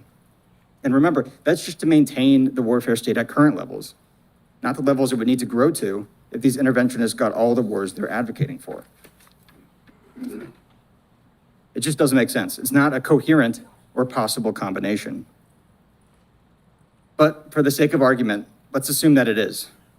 That somehow through a bunch of other cuts to domestic federal programs, the federal government is somehow able to fund a welfare state as large or larger than the one we have today, with fewer taxes and no central bank. Even if that was somehow the case, it is still a stretch to assume that a laissez-faire, sound, Austrian free market system could be preserved here at home while a global empire is pursued abroad. There's a line, missed a slide. There's a line from an essay written by Randolph Bourne back in 1918 that has become pretty famous in our circles. He said, "War is the health of the state." You'll hear this line thrown around a lot in Austro-libertarian adjacent parts of the internet. It's almost a form of in-group signaling, but it's worth taking a moment to really reflect on what Bourne is saying here. His point is that wars bring about the domestic conditions that are ideal for states attempting to grab universal, unchecked power over all aspects of society. If you accept the realist version of the state that you've heard in the lectures here this week, the insight that the state is not this benevolent supplier of social services that is immune from human nature and is just trying its absolute best to help people, but is instead a group of self-interested actors looking for any excuse to grab power and transfer even more wealth to themselves and their well-connected friends. If you understand that, it becomes clear that wars are remarkably helpful for state officials. Everything from silencing or imprisoning dissidents, printing excessive amounts of money, ignoring legal or constitutional limits on state power, and demanding total obedience from the general population is all far more achievable in the middle of a war. A population that is fearful of some foreign group or regime that they're told is utterly and irrationally bent on violently destroying their way of life is a population that is far more likely to view the state's confiscation of their property and destruction of their currency as the drastic but necessary measures of an ally rather than what they really are, the gaslighting-enabled crimes of a predator. It's no coincidence that some of the largest power grabs and greatest rights violations committed by the US government against American citizens happened during wars. They are the health of the state. Also, as Christopher Coyne and Abigail Hall detailed in their book, Tyranny Comes Home, many of the coercive tactics and technologies developed by the US government for use abroad have later been brought back home and used against Americans, which makes sense, right? In order to maintain a global empire and keep foreign rivals contained, the American government has invested a tremendous amount of time, money, and brainpower into developing the most effective tools and techniques for raw coercion, aggressive violence, intrusive surveillance, media manipulation, and social control. It is naive to think that the government would continuously work on developing and utilizing this knowledge abroad and then not use it when it serves their interests domestically because of some constraint written down in the Constitution. I highly recommend reading this book. It's not just a theory either. It's a well-documented phenomenon that they call, their name for it is the boomerang effect. Basically, it starts overseas because there are typically looser constraints abroad. The government is able to use tactics and carry out actions that would widely be considered politically or legally unacceptable if done domestically, which creates a sort of testing ground for these coercive means of social control. Over time, as the federal bureaucracy learns and refines these tools, what had been exceptional becomes routine and normalized for them. It is then that these tactics or strategies are re-imported to the domestic sphere, usually either in the name of addressing some crisis, such as the domestic security state built up after 9/11 or the militarization of the police, or it's done quietly and secretly, such as the FBI's adoption of covert intelligence agency-style tactics to combat domestic political threats to the Washington establishment. And like anything, there's a ratchet effect. Once these policies are implemented, it gets much harder to roll them back. Hall and Coyne note that it's not only wars themselves that drive this process, but the preparation for and maintenance of a highly militarized foreign policy. The very existence of a strong warfare state is sufficient to kick off the boomerang effect. But overall, the important point is that foreign policy and domestic policy are not separate domains that have nothing to do with each other. They are deeply entwined because it is the same government, the same state, the same political class.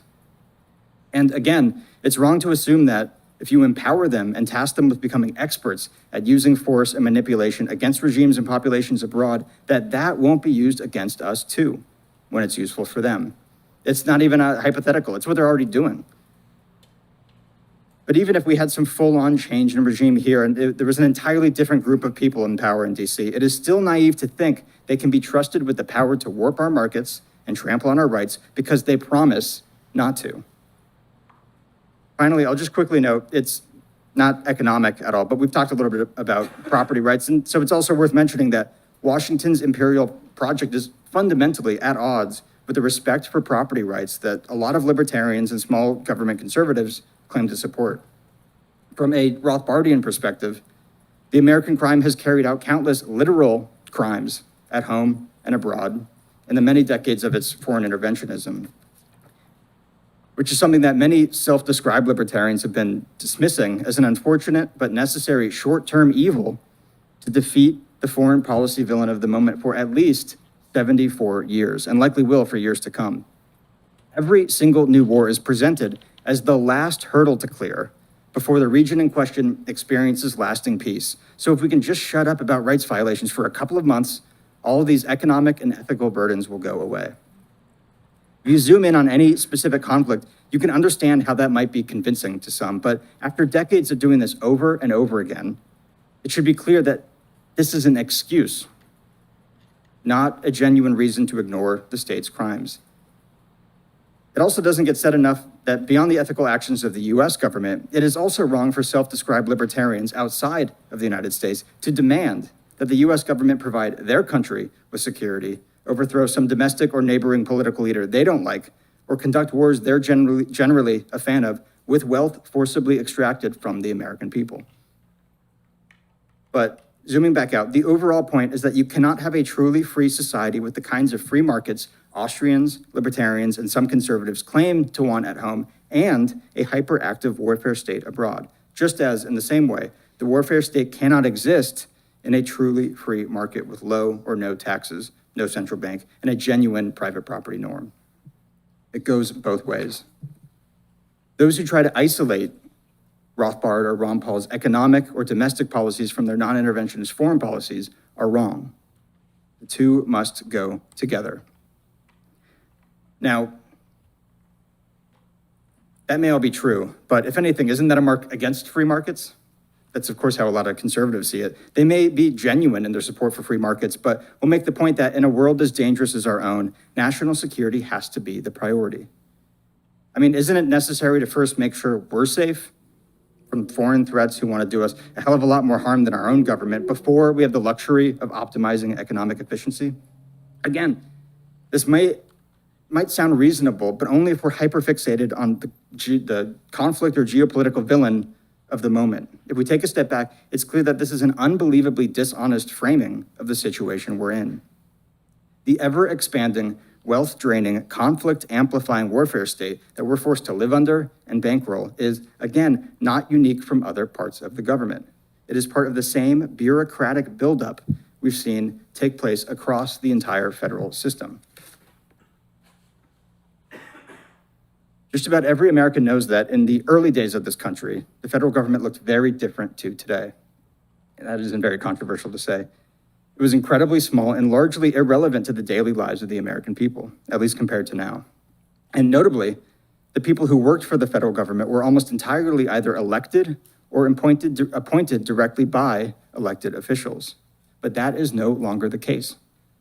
The legal seeds for that transformation were planted in the late 1800s when so-called civil service reformers absurdly took advantage of the fact that the deranged man who shot and killed President James Garfield had this delusion that he was about to be appointed as the ambassador or something to some European country. They used that to characterize him as a disappointed office seeker. You can see his sign in that cartoon. And remarkably, that worked. They claimed it was dangerous, therefore, to have so many potential disappointed office seekers every time an election happened. So better to do away with the offices to be sought, as Rothbard put it. The result of that campaign was the Pendleton Act of 1883, which put heavy limits on the changes elected executive officials could make to the unelected parts of the government. It created, in effect, a separate class of permanent bureaucrats who would continue to make up the so-called civil service permanently, regardless of who voters sent to DC. Like most government power grabs, this at first looked like a small, almost trivial legal technicality that barely altered anything, but that changed as the world became more bureaucratic, which is something that James Burnham and others have written a lot about. That bureaucratization was a broader trend that affected all parts of society in the early 20th century. But specifically when it came to the American federal government, the permanent bureaucratic civil service was dramatically built up by FDR, first with his various New Deal programs, and then during as the whole country was mobilized for war during World War II. Remember, these bureaucracies were built up in a legal system that protected them from the changing attitudes of voters, meaning that as it expanded, the interest of the civil service was also shifted from advancing the ideologies of politicians and voters to protecting its own interest. That is very important to understand. The federal bureaucracy is not some massive group of selfless public servants who somehow operate outside the constraints of human nature, allowing them to exclusively be motivated by the national interest. They are people who, like anyone, are interested in their own professional status and job security. And specifically because the bulk of the federal bureaucracy was built up during periods of crisis or to face specific national challenges, when those problems eventually went away, the bureaucracy had to scramble to find new problems to justify its continued existence. That's a dynamic that free marketers tend to understand when it comes to the domestic side of the bureaucracy, but it's the same thing on the foreign policy side, too. Look back at the last several decades. Whenever a major conflict or geopolitical rivalry simmered down or went away, there was always some new foreign villain who just so happened to appear right in time to ensure that the entire colossal national security apparatus in DC was still seen as necessary, be it Joseph Stalin, Saddam Hussein, or Vladimir Putin. So, like the rest of the government, the institutional incentives and special legal status of the federal bureaucracy all but ensure that the war-making apparatus in DC only ever grows bigger. But there's more to the story. The problem with the American warfare state is not just that it's large, it's what it is doing. Like other parts of the government, this militarized security state is effectively offered up for sale to whatever interest groups have the money and lobbying ability to steer American foreign policy in a direction that benefits them. Weapons companies and other defense contractors are, of course, very active in lobbying for Washington to do things like expand into new theaters, help allied governments build up their stockpiles, and fund constant upgrades of older weapon systems. But like the federal bureaucracy itself, the weapons industry's interest in growth is pretty much a constant. As long as America's war-making apparatus keeps growing and never shrinks, these groups will be happy. To understand the specific directions and objectives of American foreign policy, you have to look at other interest groups. Groups that lobby not for blind growth, but for the American federal government to do specific things abroad. Sometimes large corporations or ideological groups fall into this category, but most are foreign governments, because it's hard to compete with a lobby that funds itself by taxing an entire population. So primarily by pouring money into the pockets of government officials, bankrolling DC think tanks, that publish policy papers aligning with their objectives, and advertising and networking with media professionals to encourage sympathetic coverage, foreign lobbies, weapons companies, and domestic industry and ideological interest groups work to steer Washington's enormous war-making apparatus to their own advantage. This setup guarantees that rather than serving the interests of the American people, Washington's foreign policy is primarily, if not exclusively, aimed at serving the interests of those groups, in addition to the state itself. And these interest groups, the bureaucracy, and the political class as a whole have, since World War II, used the American people's wealth to transform the United States into a highly militarized global empire.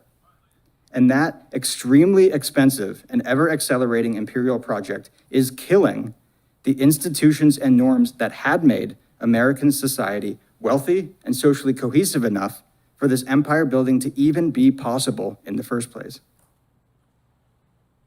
While the scale of the American empire is unmatched in history, the cycle we're on is not. History is full of empires. All began as societies with strong wealth-building institutions and pro-social institutions, mainly at least a relatively strong private property norm, sound money, and room for markets and exchange, but all destroyed those institutions by centralizing into a single imperial state that unnecessarily siphoned more and more of society's wealth and resources away from honest, creative uses into violent, destructive imperial projects, mainly war. And wars kill empires. That doesn't even necessarily mean losing a war. Just look at the British Empire. It can also come from an imperial state stretching itself so thin with an endless series of wars that enrich and empower the ruling class enough to encourage them to escalate or kick off new wars, larger wars that grow and grow until the population cannot sustain it anymore, and the empire collapses into a pathetic shell of whatever strong and genuinely impressive society the state used to fuel its expansion. As Pat Buchanan put it in his book, A Republic, Not an Empire, war is how empires perish. It is how the classical empires perished. It is how the British, French, Russian, German, and Austro-Hungarian empires perished. And it will be how the American empire perishes, unless we get ourselves on a new path. The vast, highly militarized foreign policy bureaucracy in DC is not some culmination of the West defending itself. It is one of the primary things killing the West. Through its destabilizing interventions, which make us less safe, and the massive, unsustainable economic burden it's forcing on all us. And it is that economic component that is key, because like I said earlier, this entire imperial project is only politically possible because of things like the Fed, which hides in the short term the actual cost of these massive federal programs. Costs only being felt later in ways that are not as easily associated with their true cause, like climbing prices. It all goes together, like it says at the top of our website. We don't oppose central banking, for example, in addition to opposing the warfare state. We oppose central banking because we oppose the warfare state, along with the permanent price inflation, the boom-bust cycle, and everything else it enables that you learned about this week. So that's my talk, an important point I thought needs to be made more. So thank you.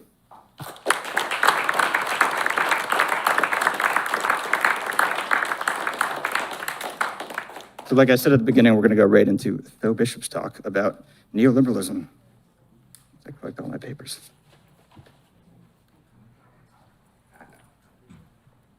Great job, Connor. So we got some Buckley bashing in. Now we're gonna move on to some Milton Friedman.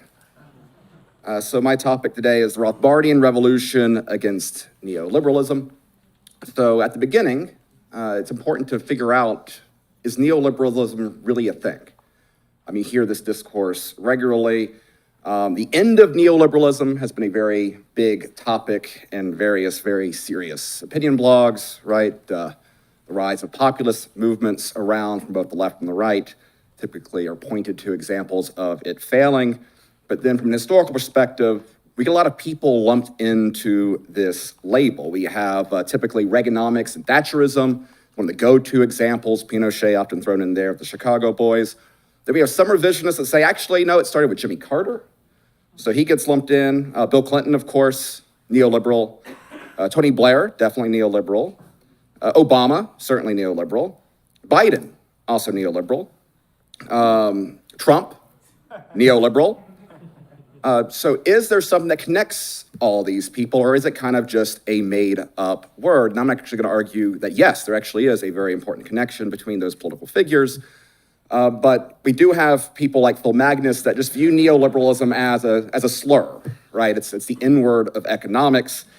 And to his point, one of the things he loves to do these Ngram analysis for a variety of topics that he has covered. And you can kind of highlight that how, the entire use of the term neoliberal is fairly modern, kind of really starting in the 90s and lifting up since then, slight decrease in recent years. But this is one of the things he points to, that basically no one considers himself a neoliberal. It might have some useful description of a few small projects at very specific moments, but that basically anytime anyone is using that word, there is no value to it and it should be rejected outright. So is that true? So for those who focus on neoliberalism, often the original fountainhead of neoliberal ideas starts with the Mont Pelerin Society.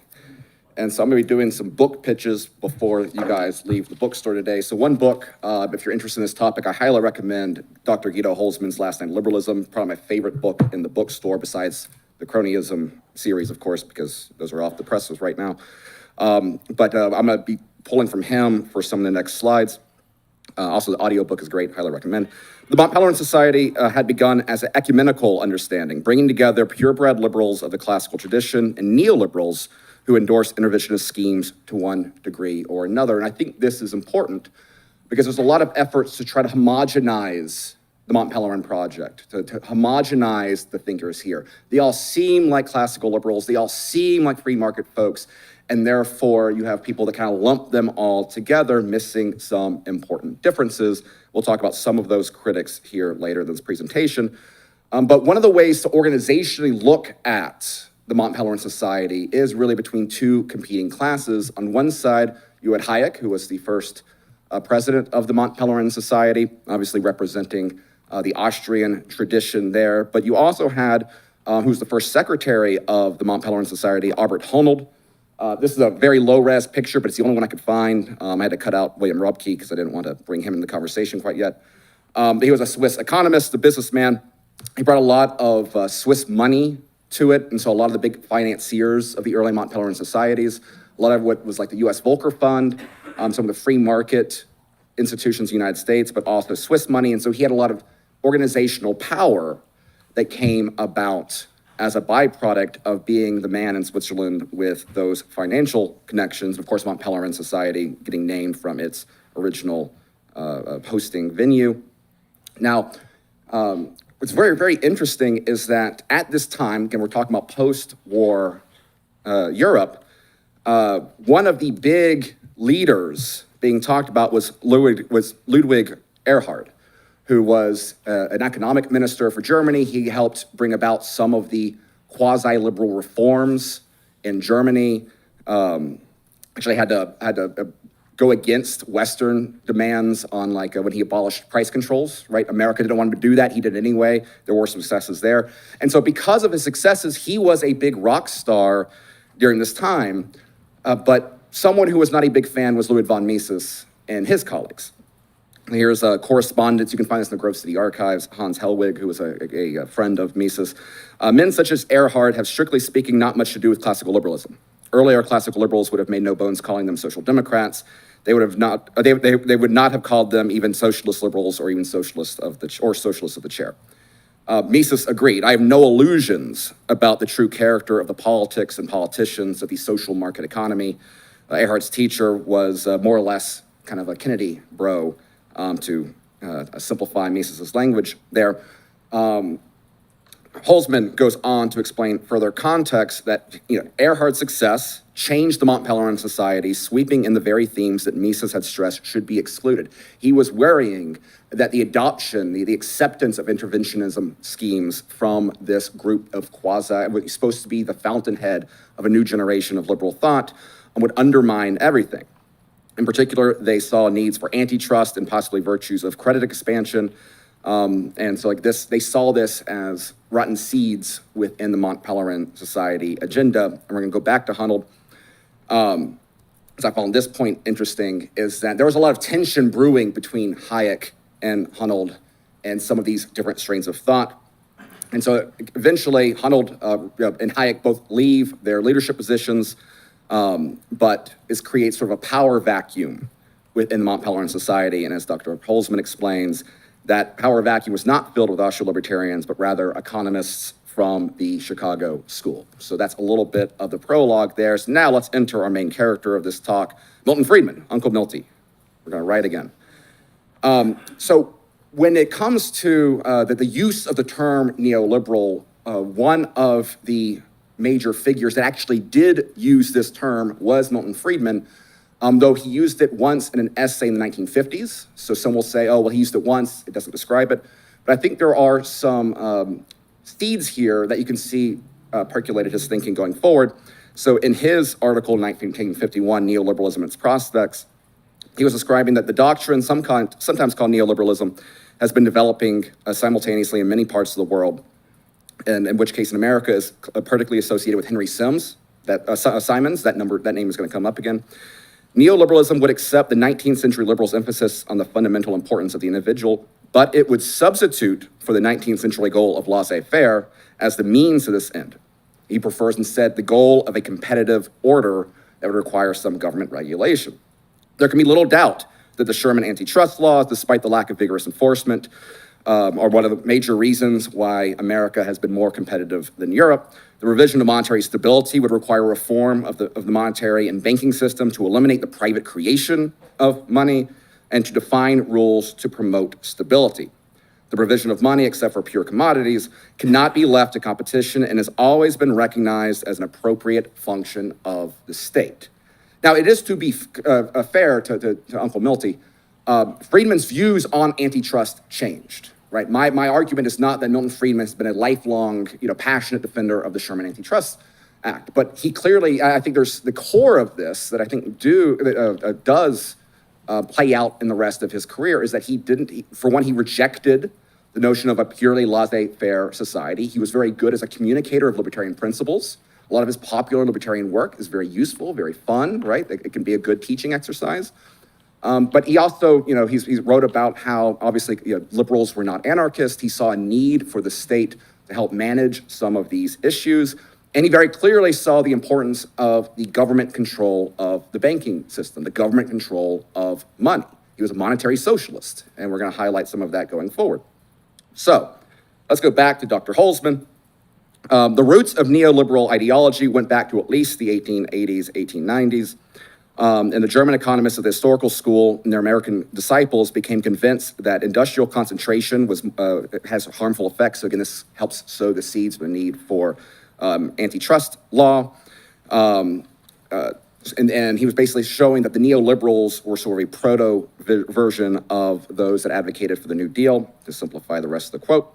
Still, the first programmatic statements of neoliberalism were published only in the 1930s, and again, unsurprisingly, in Germany and the United States. The most influential statement came from the Chicago economist Henry Simons, who in 1934 circulated a working paper with the title A Positive Program for Laissez-Faire. The word positive indicated that this program justified ample government intervention, whereas classical laissez-faire was a negative program and that it did not provide such a justification. Simons called on government to regulate money and banking, prevent the formation of monopolies, and provide minimum income for the destitute. And again, these are all themes of a lot of Friedman's work. He wanted reforms in the welfare state. He wanted reforms for various government programs, but he was not an abolitionist on these programs. So I think there are important, so these are kernels that I think have been very clear with this broader tradition of Friedman. Now, one thing I think is really interesting is that in 1958, one of Mises's last addresses to the Mont Pelerin Society was a fascinating essay, a fascinating talk, which I realized doing this presentation we have not published yet, but we have a transcript of. But I'm relying upon someone affiliated with the Mises Institute Portugal, Pedro Jorge, who provided a transcript of this talk. You can find the talk at the Hoover Institute archives, I believe. But he was talking about how did the Nazi Party rise in Germany? And Mises pointed to the acceptance of language as allowing important policy concepts to be baked into the minds of the German population, and therefore it was very easy for them to accept the government policies of the Nazis. And he was warning that this acceptance of various forms of economic intervention coming from the economists in the Plyler Society was serving a similar function and poisoning, basically, the objectives of the organization from the get-go. So what makes the power, to use Mises' words, what makes the power of the accepted doctrine is that its terminology is used and spoken also by those people who sincerely believe that they are not affected by these ideas. And unfortunately, I had the impression, listening to the discussions of this meeting in 1958, that we too have not completely freed ourselves from the impact of the terminology and the language, let us say, of the American Economic Association or the Committee of Economic Development, of the newspapers who are in favor of a little bit of credit expansion and a little bit of inflation and similar policies. It is precisely because of this fact, i.e. that most of the speakers accepted this terminology, that they were debating, again, various forms of economic intervention. Again, he saw this as a major, major issue. Now, one just your side note is the conclusion of this talk. Mises delivered his address, Liberty and Property. Highly recommend. We've got a short book of that there. That was kind of Mises's rejection. It was his promotion of a truly classical liberal framework, why laissez-faire was important. So if you want to get into some pure Mises on this, I highly recommend that. So let's bring it back to our broader conversation of neoliberalism, kind of establishing some of the predecessors in the environment of which it came. One scholar who is of a free market bent, he is certainly, he and Phil Magnus, for example, would probably share a lot of views on the economy, but has not rejected the term outright and has kind of broken down what he views as the importance of neoliberalism and scholarship is Anthony Evans, who writes for the Institute of Economic Affairs in London. And so he has diagrammed here, as this is part of a paper, which is a very interesting paper, highly recommend. But what he saw is the different evolutions of neoliberal thought. You can see the early intellectuals, this is kind of the Plyler Society group. The breakthrough in terms of policy, really getting political dominance, was the 80s. That brings in Reagan and Thatcher and highlights noted intellectual Alan Greenspan. That then led to the dominance where you get kind of a bipartisan neoliberal arrangement, which would include Bill Clinton, would include George W. Bush, would include David Cameron and Tony Blair and everything in there, kind of the centrist politician model. And then going forward, he has a few scholars that he puts in there. But I will add one addition to Evans' chart here, because if we're looking at the dominant period, I think there is a case to be made that Ben Bernanke would count as one of the notable intellectuals. This paper, I believe, was published before Bernanke got honored with the Nobel Prize, which, of course, we all know is a demonstration of very important economic thought. And I think that is the core of the political ramifications, the political consequences of neoliberalism, is the elevation of this technocratic central banking dynamic, and the consequences of which I'm not going to get too deep into because we've talked about it all week. But we understand, particularly going through this process, that the consequences of central bank policy create many of the pressures and struggles that is giving a rise to populist politics in the world today. Last year, I did a talk about how Zoomers in particular are the most persecuted minority because of some of the generational consequences that Dr. Degner also highlighted in his talk. And so Evans agrees with this. I think there are two clear outcomes of neoliberalism. One, independent and technocratic central banks, and two, a rejuvenation in state capitalism that's more of an international space. So he considers Alan Greenspan and Deng Xiaoping to be the two most prominent neoliberals of the 20th century.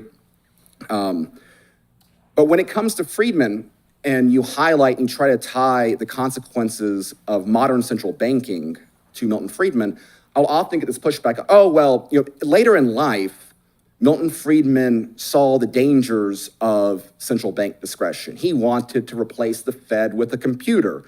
He wanted to take away, he was kind of getting closer to recognizing the Fed is not always a great tool to use. The problem is the historical record shows that view is incorrect.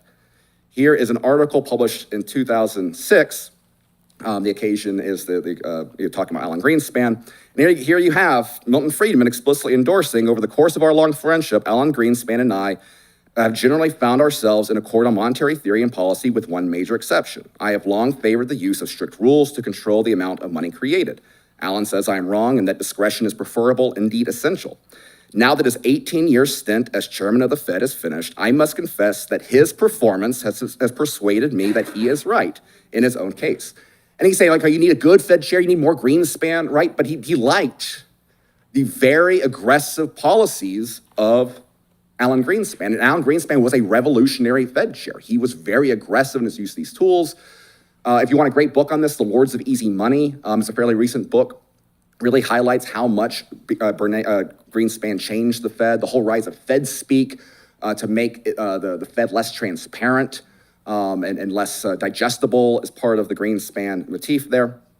But then also additionally, when it comes to, let's say, okay, fine, he supported Greenspan, but the consequences of 2008, you can't put on him. Friedman wasn't around. He couldn't endorse it, but you kind of can. So this is James Pevakoukas, his name I'm probably butchering, but he was making the point during these debates that Friedman endorsed quantitative easing during financial issues that the Bank of Japan was having.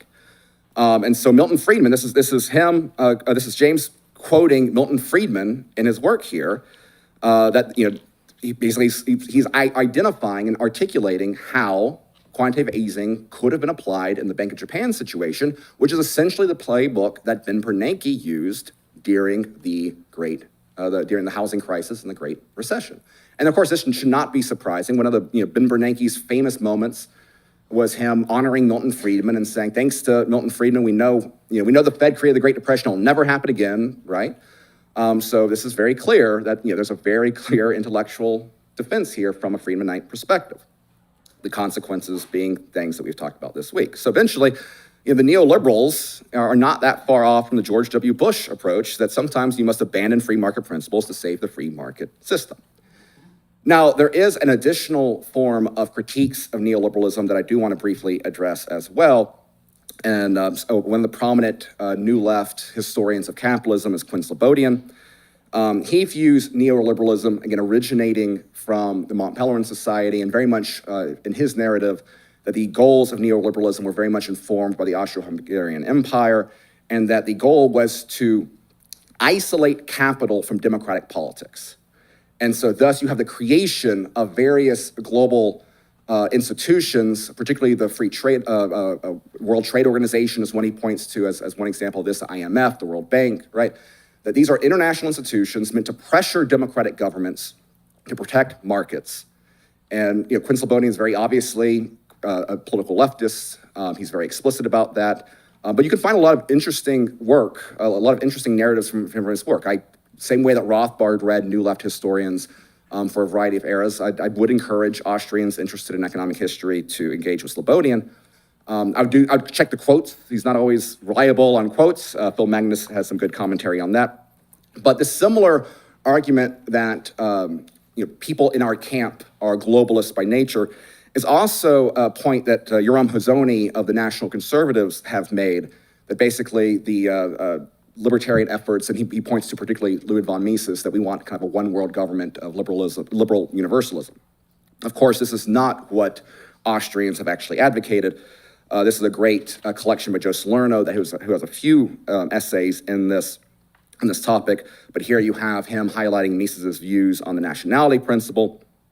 He also addresses Rothbard, that contemporary libertarians often undermine and dismiss the importance of non-market connections, but that we all are born in family and language and cultural groups, and therefore the nation does matter, right? So there is a very deep tradition, particularly of our strain of thought, that rejects this sort of broader global liberal universalism. Even if we recognize the international division of labor, it lends itself to human flourishing. And so we want as much liberal policy internationally as possible, but not at a global level, but rather at a local level in connection via trade.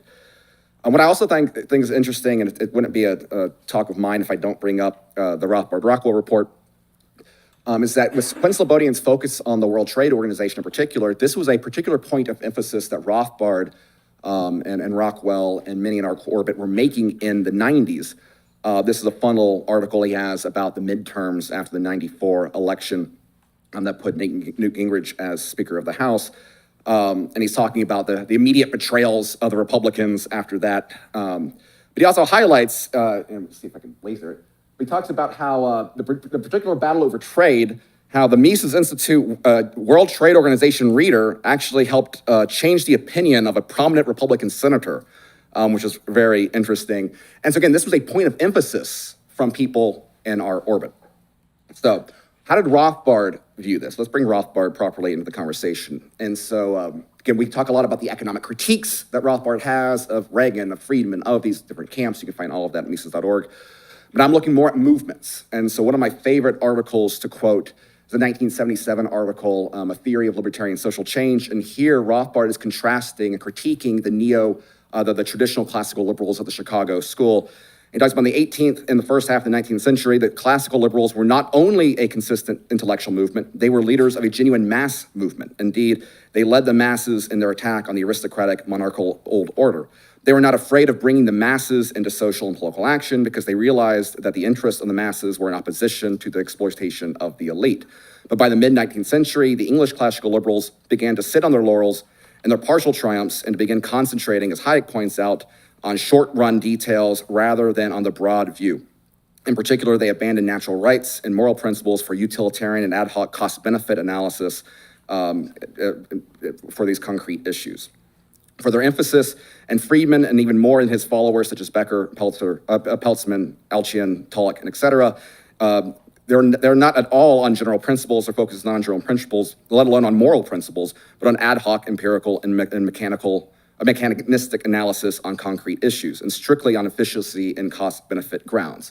It's like neoliberalism is kind of like a cost-benefit progressivism, if you really kind of look at it from that perspective.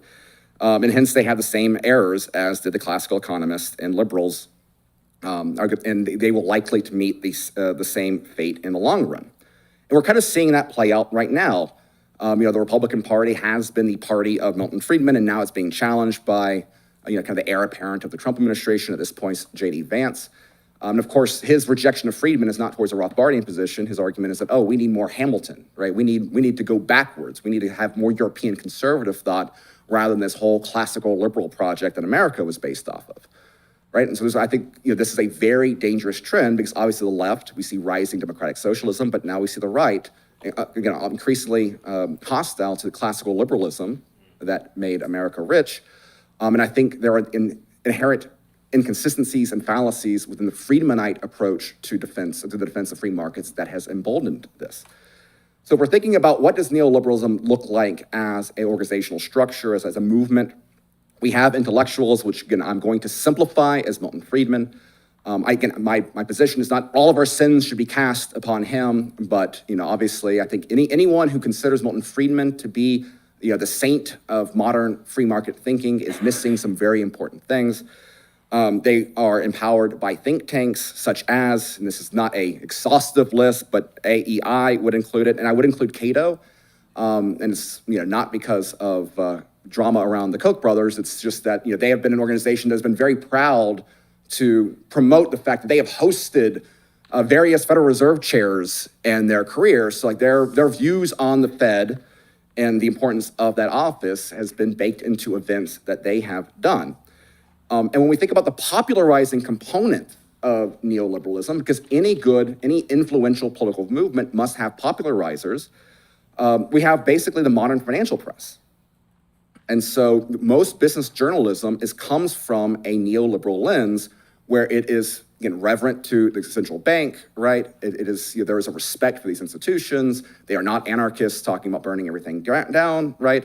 And so that is part of this broader project, is to communicate the importance of, say, central bank policy and spin it as a benefit for Americans. Now, Opposing that, we've had Rothbard and Lew Rockwell.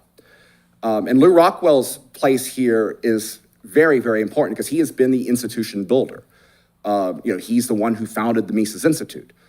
Beyond that, though, and Quinn Slobodian gives him a lot of focus in his latest book, Hayek's Bastards, he played roles in various types of fields. He was obviously chief of staff for Ron Paul, very big with investment newsletters, promoting, often connected with gold selling as a way to individually protect yourself from central bank policy. He was a publisher for Arlington House Books that was very important in revitalizing a lot of these traditions, right? So Lew Rockwell is the indispensable man standing against neoliberalism in the second half of the 20th century and into our present day. And one of his books that I had not read until this year is Speaking of Liberty. It's a lot of popular talks that he gave, and there's some really, really good gems in there. And so I think particularly this focus on the Wall Street Journal and the role of these outfits, he's got some very good commentary in there. He points out in his article, his talk, War in the Capitalist Press, in an ideal world, the daily newspaper focusing on American life would celebrate the free economy, which the Wall Street Journal does on occasion, but also condemn the unfree one, which the Wall Street Journal does not. There is a reason why this is not the case. The horrible reality is that the unfree economy may be murderous and wasteful, but it also makes money people very rich. The stocks of the companies that build the bombs and enjoy the booty after the war is over are publicly traded in the same manner as the stocks of real capitalist companies. When the Journal celebrates this war, it is speaking on behalf of the companies that stand to benefit from the war. So again, he saw the Wall Street Journal as a particularly important mouthpiece for the powers at B and DC. So in conclusion, I got a few minutes remaining, my argument is that neoliberalism does exist. It was a massive bipartisan political trend throughout the West. It believes in a regulated free market economy with technocratically managed socialized money. Neoliberalism is the guiding ideology of most free market advocacy organizations and publications. And I think this point is very important because when you hear populist critiques, particularly of the right, of free markets, of libertarianism, you hear it from Tucker Carlson and Steve Bannon, even to a certain extent, some of the critiques of J.D. Vance, right? They are associating what has been told to them, what has been advocated to them as free market economics is what we have had, right? And so, libertarians and free market organizations deserve the blame, a healthy dose of the blame for the decreased interest in capitalism, particularly among people of your age. When central bank policies extract wealth from newer generations to benefit the old, we should not be surprised that younger generations become more cynical, more hopeless, and therefore are more interested in radical policies, particularly given how the left sells itself. And so neoliberalism, I would argue, is insufficient for the current challenges to defend a free society we are seeing from an increasingly radical left, right? You cannot challenge Mondani with Friedman, is my argument. And that Rothbardians have been its leading non-socialist opposition for decades. And so by being here, you are part of a legacy, you are part of a movement. The people that come through these programs, yourself, your colleagues, those that have come before you, we are part of a truly oppositional movement to defend the moral foundations of a free society. And I think we are uniquely equipped to make these arguments. And so I hope that, after the week that you've had here, I've had wonderful conversations with many of you. How do you apply it? How to bring it back to your own country? What can be done here locally? We've had conversations about entrepreneurship. We've had conversations about investing. We've had popular conversations about education and content creation.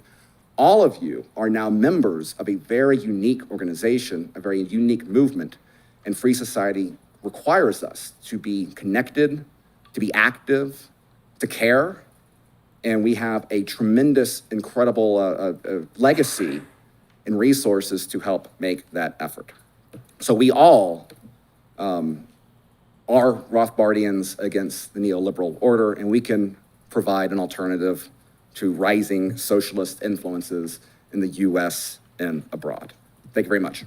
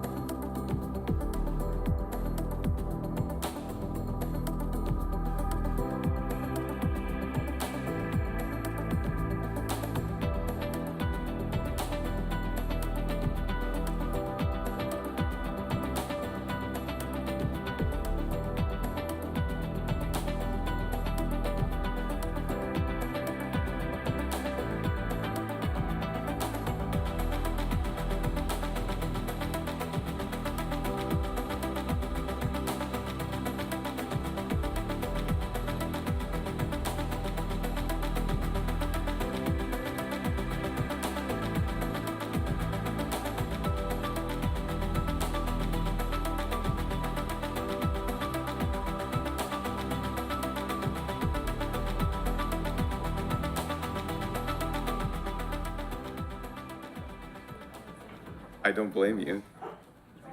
But I can borrow from your drink here. No, I'm just kidding.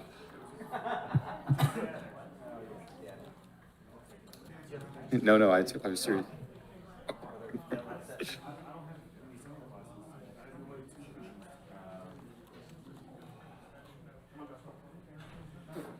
I'm like, okay.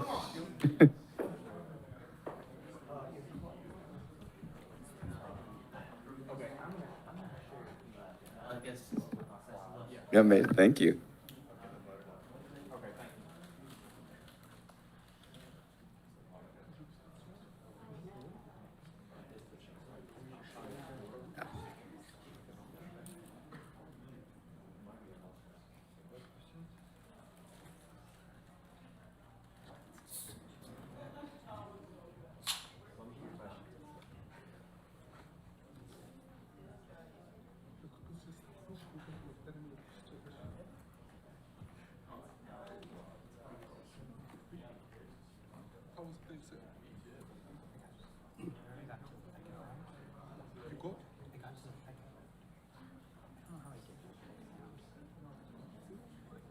All right, well, I'm going to go ahead and get started. We'll see if anybody else trickles in. They'll have to just catch up. But, well, I'm Josh Mawhorter. If you haven't met me, you'd know that if I had my name tag on.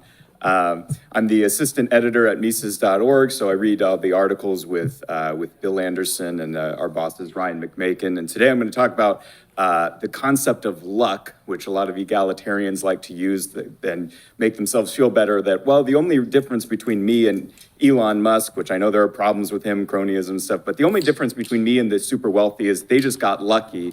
And so that's not fair. We need to equalize that through the hand of the state. And I'm going to talk about how I think that's absurd, and even if it were true, that is unjust. Have any of you read this book? My wife told me about this book. I have not read it. Okay, Bonnie. And maybe there's a more generous interpretation of this, but my wife told me, she goes, I got to give you this horrible kids book, that the rainbow fish is this special fish that has these cool scales on him, and he's, trying to make friends, and they keep asking him, well, I'll be your friend if you give me one of the scales, your shiny scales. And he says, no, I'm not going to do that. And so no one wants to be his friend. And then an octopus tells him, hey, maybe if you give more of your scales away, people will be your friend. And so he does, and eventually he's not as special, not as shiny anymore, and he gives away what makes him unique in order to make people less unique feel better and be his friend. So there's a bunch of, maybe there's a better, more generous way to interpret that, but that to me is a horrible story on several levels, and my wife agreed. So, but it's kind of an example of luck. Like, he didn't choose to be created this way. It's not something he made hard work or things to become this beautiful fish. But so the idea is kind of being taught very early with children, things that equality is the natural and the just state. And if there's something that disrupts that, it must be unjust or just there's this random hand of chance. So let's talk about some faulty presuppositions. So most arguments involve faulty presuppositions or assumptions, and those are things that people assume beforehand. We have them all. We act on a web of interconnected presuppositions, but most arguments are wrong in either their presuppositions, something in the consistency or inconsistency of the argument, and then in the conclusions. And a lot of times people get to bad arguments because of what they assume that is wrong. And so these are some common faulty presuppositions. Let me first talk about equality and equal. This is kind of our functional definition. Equality, or being equal, is a relation of measurement, meaning it's something that you can actually quantify, in which two or more objects or people, so it could be like grains of sand or people, are the same with respect to a specified measurable attribute. So some people could be equal or unequal heights, like people who are 6 feet tall are equal to other people who are 6 feet tall in that respect. Now that's nothing wrong with that definition, but then here comes the wrong assumption that's very common. The wrong assumption is that equal opportunities, which the conservatives like, and equal outcomes are the natural expectation of diverse individuals, unless they're disrupted somehow by nefarious activity, meaning someone does something unjust or oppressive and that makes people unequal, or by luck. You know, there's this mysterious force called luck or chance that intrudes on things that otherwise would be equal and makes them unequal, or other obvious factors. Let's say that there's a guy who's kind of lazy and a guy who goes and lifts weights at the gym and he gets in better shape. That, to a lot of people, is obvious why there's an inequality there. But a lot of people, if they can't see why people are unequal and they don't understand economics, they're like, wait, that guy has $1 billion and that guy has zero. There must just be this mysterious force in the universe that just gave that guy $1 billion. There would be no other reason for it, or he's evil, you know? So that's the kind of faulty things that are thought of. Now, to summarize these presuppositions, the idea first is that equality is the default state of human nature and reality. The other point is that equality is just, that it is morally and ethically correct for people and things to be equal. And then also the assumption that inequality is the anomaly, that it's unusual. And that if things are unequal, especially people, there has to be some sort of explanation for it. But really, reality turns these things on their head. Dr. Enjoya talked about Thomas Sowell and this quote earlier that I borrowed from her that she also used recently in an article. And I think her lecture pairs nicely with mine because she talked about race and inequality. I'm talking about luck. So we're not assuming there's some sort of nefarious oppression, like when most assumptions with racial inequality, we're talking about luck. But Thomas Sowell writes in Discrimination and Disparities, I know he's not an Austrian, but he's very good at breaking down these presuppositions. He says, neither logic nor empirical evidence provides a compelling reason for expecting either equal or random outcomes among individuals, groups, institutions, or nations. Neither in nature nor in human beings are either equal or randomly distributed outcomes automatic.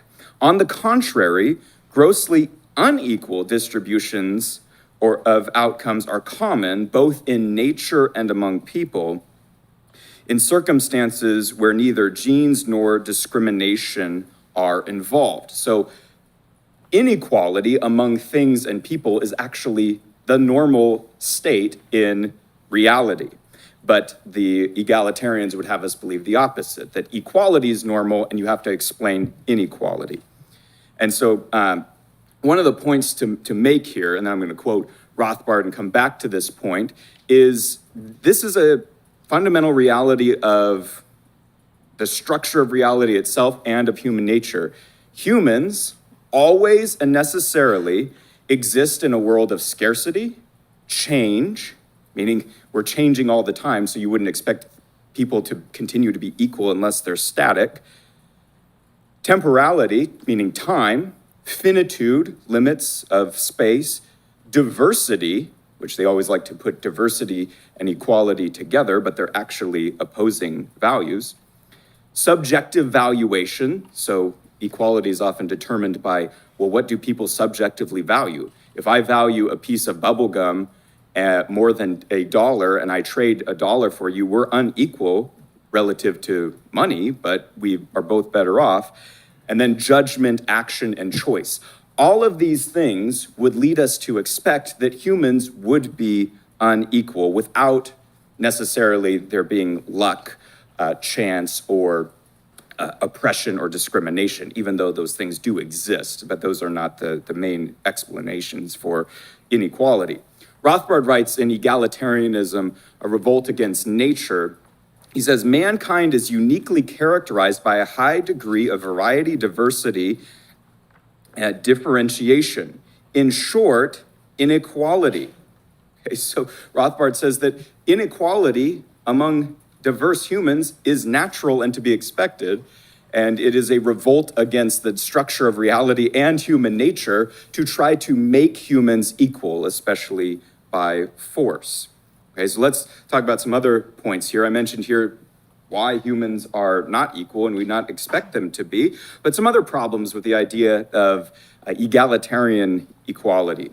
Egalitarian equality is a spatial and a mathematical term. It's a term of measurement. It's not a term of moral justness. We'll talk about there as a equality of rights or an equality of liberty, but that's not what we're talking about here. Equality between humans cannot exist. I mean cannot exist in a world of change, diverse space, time, action, and choice. Now, I'm not saying that people cannot have equal natural rights.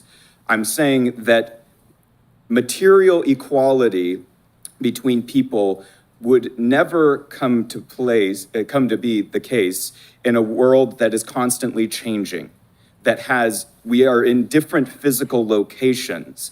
We engage in human action with different opportunities in front of us, and we make choices. Equality could never be the case between humans under those conditions. So only non-acting, non-choosing, non-human quantities existing in a state of equilibrium could possibly even get near equality. Okay, so what I'm saying is you can get equality among 2 grains of sand, but not among 2 unique humans who have all kinds of differences among them and make all kinds of different choices. Okay, so there's no type of equality there, except equality of liberty and equality of natural rights. And so then to these assumptions, many add what I call the luck assumption. Okay, so once you have these 3 wrong presuppositions in place, many add in the 4th of luck. Okay, and that is their number 4, where injustice cannot be shown, luck becomes the default explanation for unequal outcomes. So they're like, okay, we assume humans are naturally equal unless there's something else going on. If we can't prove discrimination, there must be the random hand of luck or chance that made these people unequal.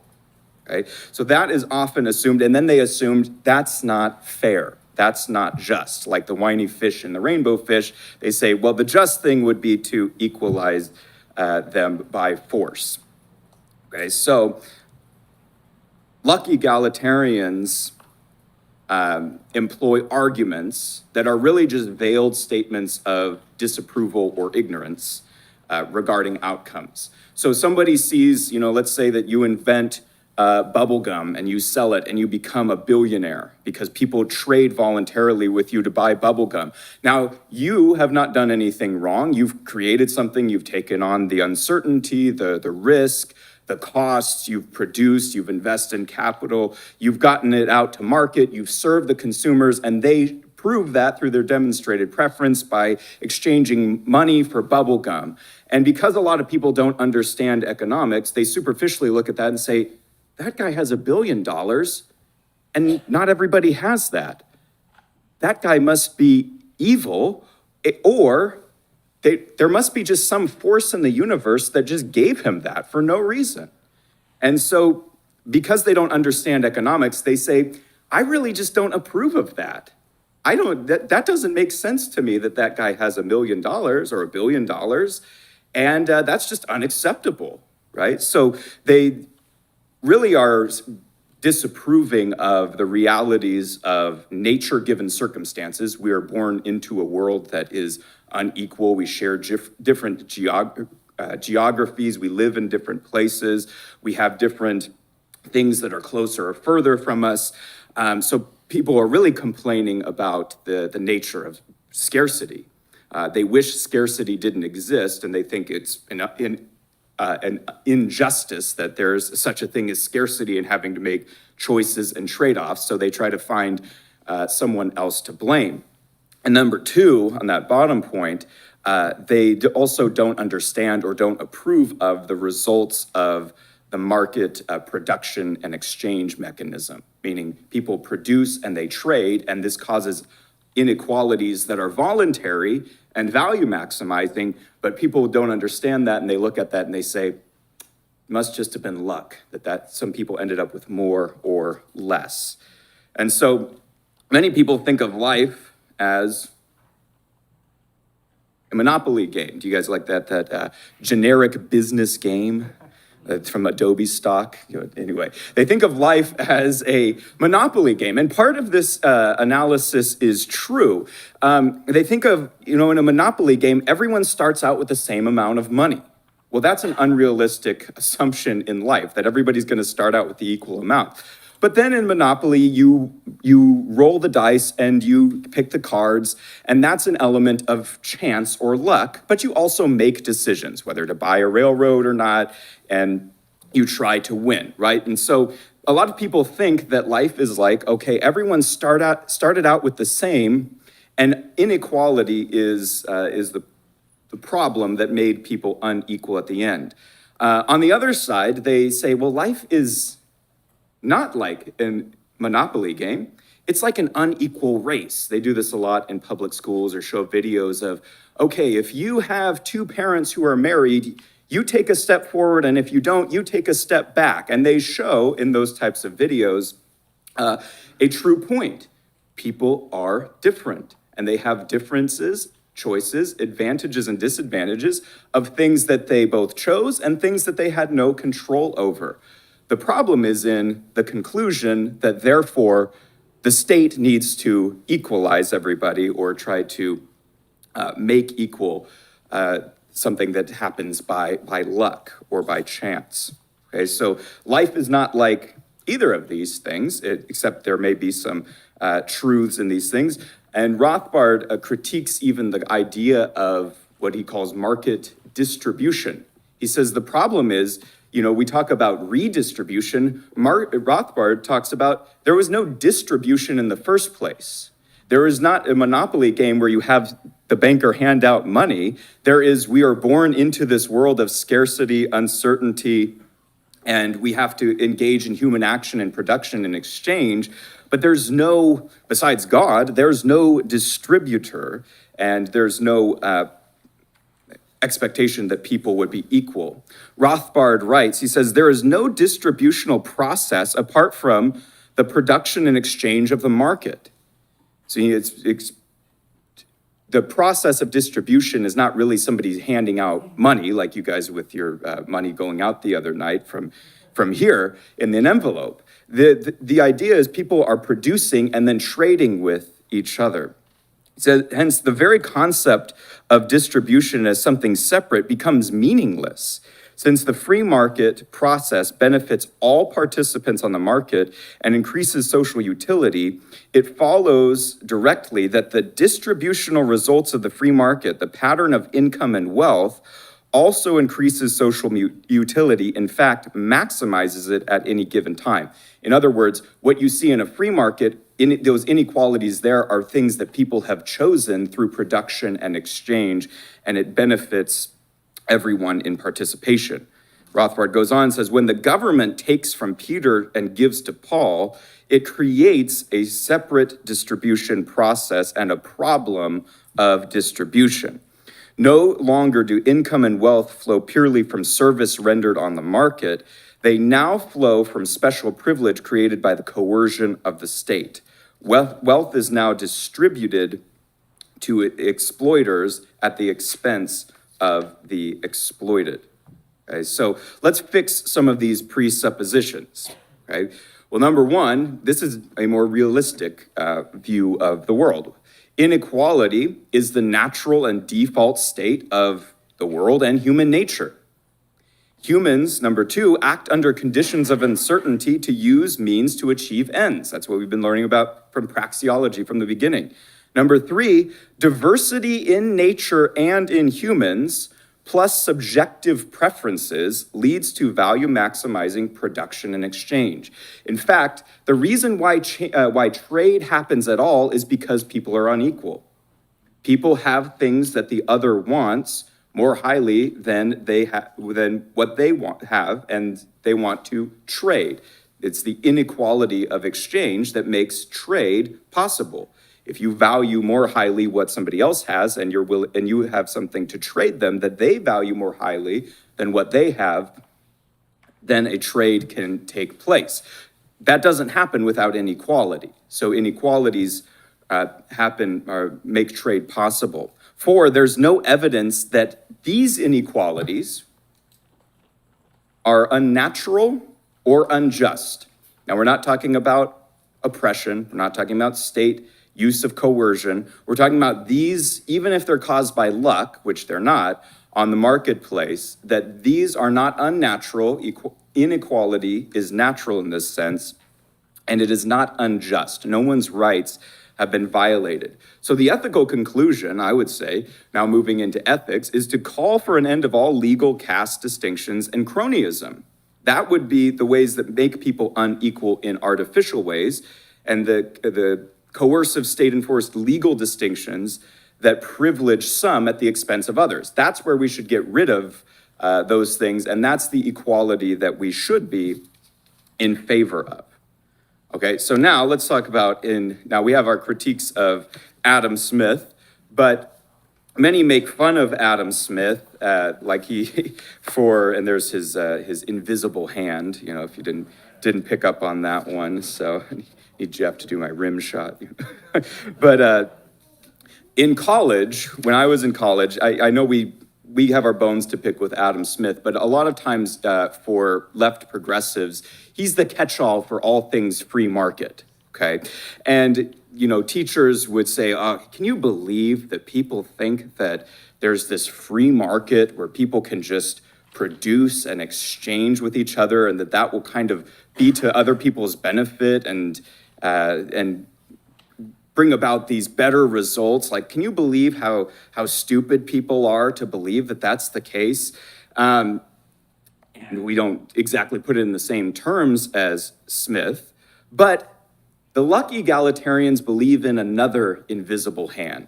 Okay, I know you can see this hand, but just pretend it's invisible. They believe in another invisible hand of random chance or luck. They think everybody's equal, and that the only difference between them and Elon Musk is they were exactly the same in their hard work, their ideas, their capital investment, whatever. They think they're exactly the same in uniform, but then there comes this invisible hand of random chance or luck that rearranged circumstances and gave Musk $1 trillion and you $10. So they believe in an invisible hand, and then they want a very visible hand of the state to come in and correct what the invisible hand of luck or random chance did.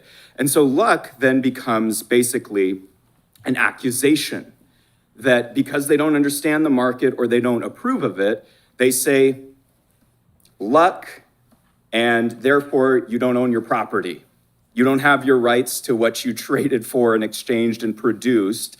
If I can say luck, which is not measurable, that means your property is illegitimate until you can prove that it was not luck, which is impossible, because they cannot prove how much luck was involved in any of the things that you did or happened to you or anyone else, because it's an immaterial, unmeasurable force, which I don't even actually believe in luck, but I mean the concept of the unknown or chance, which means variables we don't understand, which that is true. But Rothbard writes, a common criticism of market decisions is that luck plays too great a role in determining incomes.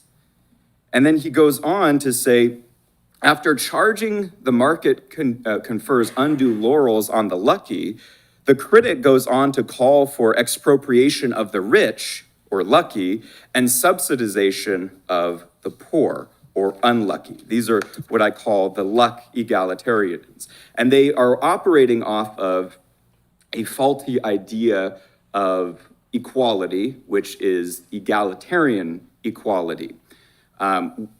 We would and should defend what is called the equality of liberty. This is what Thomas Jefferson was talking about when he said all men are created equal. This means that people are equal in their rights as human beings, should not have criminal activity done against them, that they are self-owners, and that they should be free to peacefully interact with others without coercive interruption.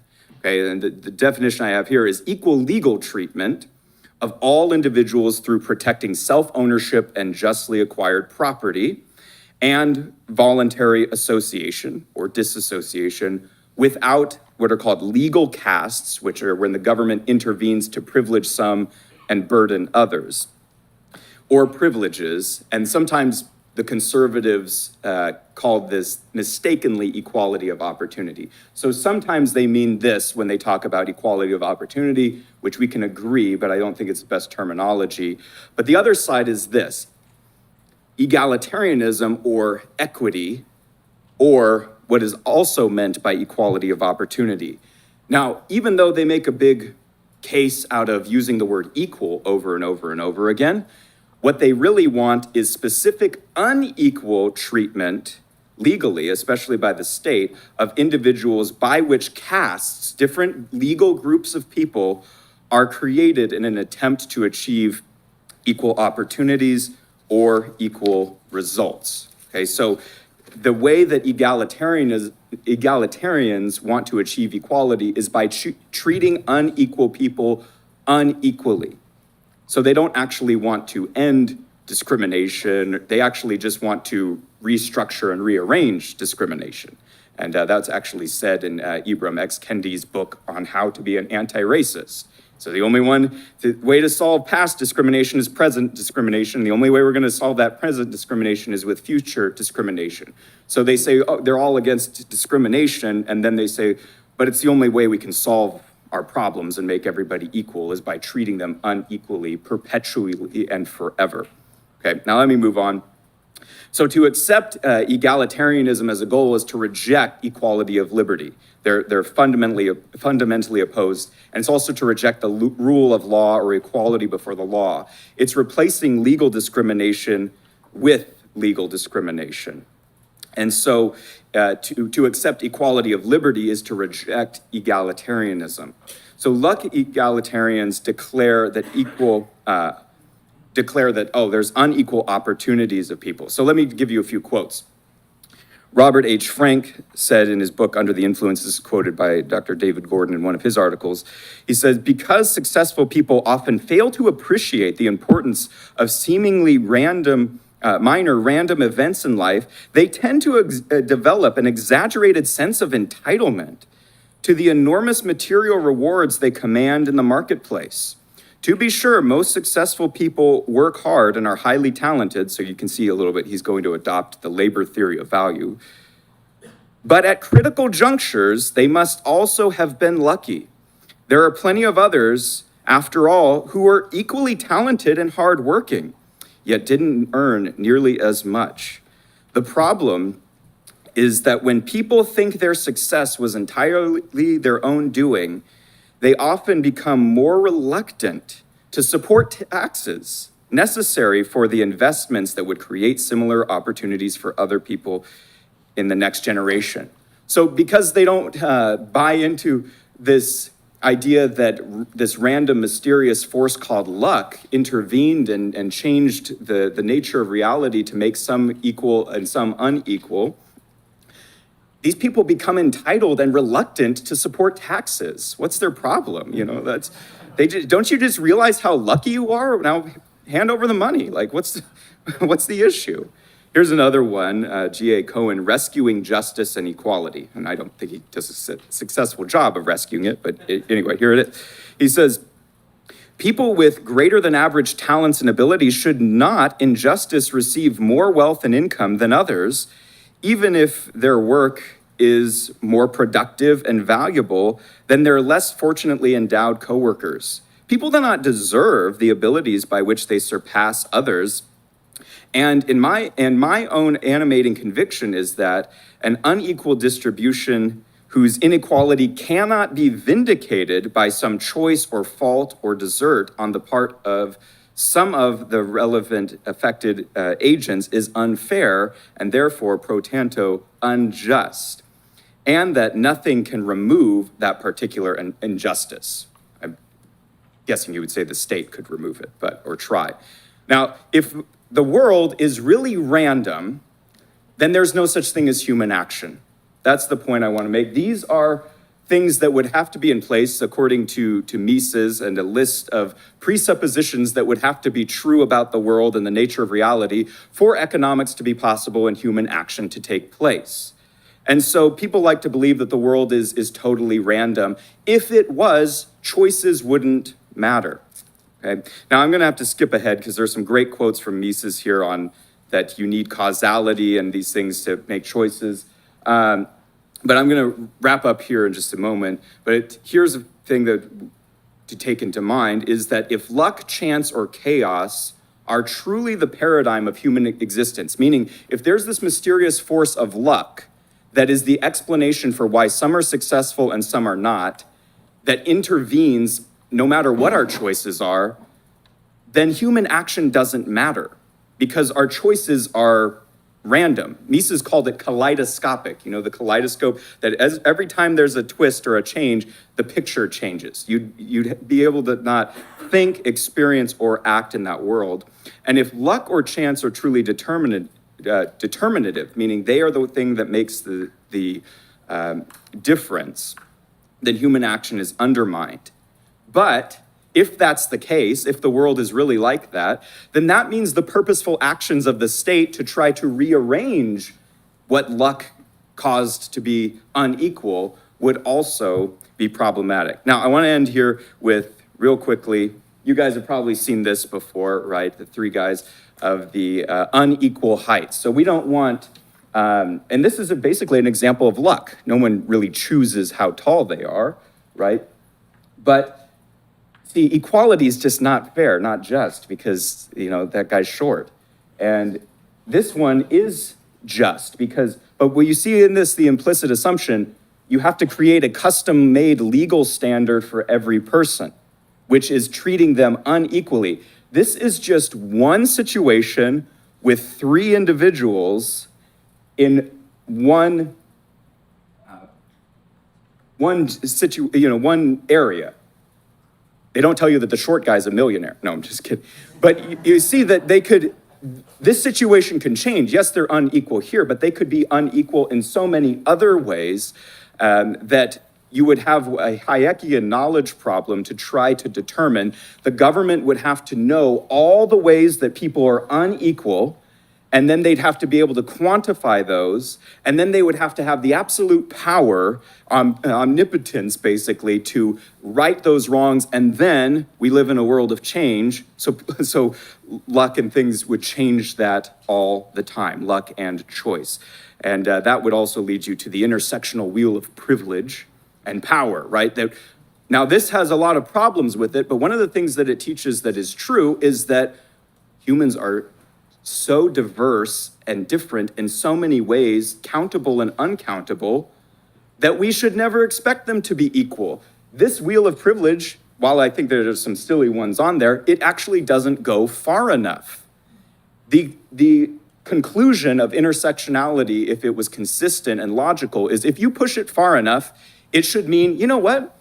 Everybody is a unique individual and people are diverse. So let's just treat them with equality of liberty and rule of law and treat everyone equal as before the law and having equal rights. Let's not complain about inequality in the world, but let's talk about production and exchange and how that, while it does not solve inequality, it makes an inequality that people are choosing and that betters human existence. So I'm way out of time, but thank you guys. So.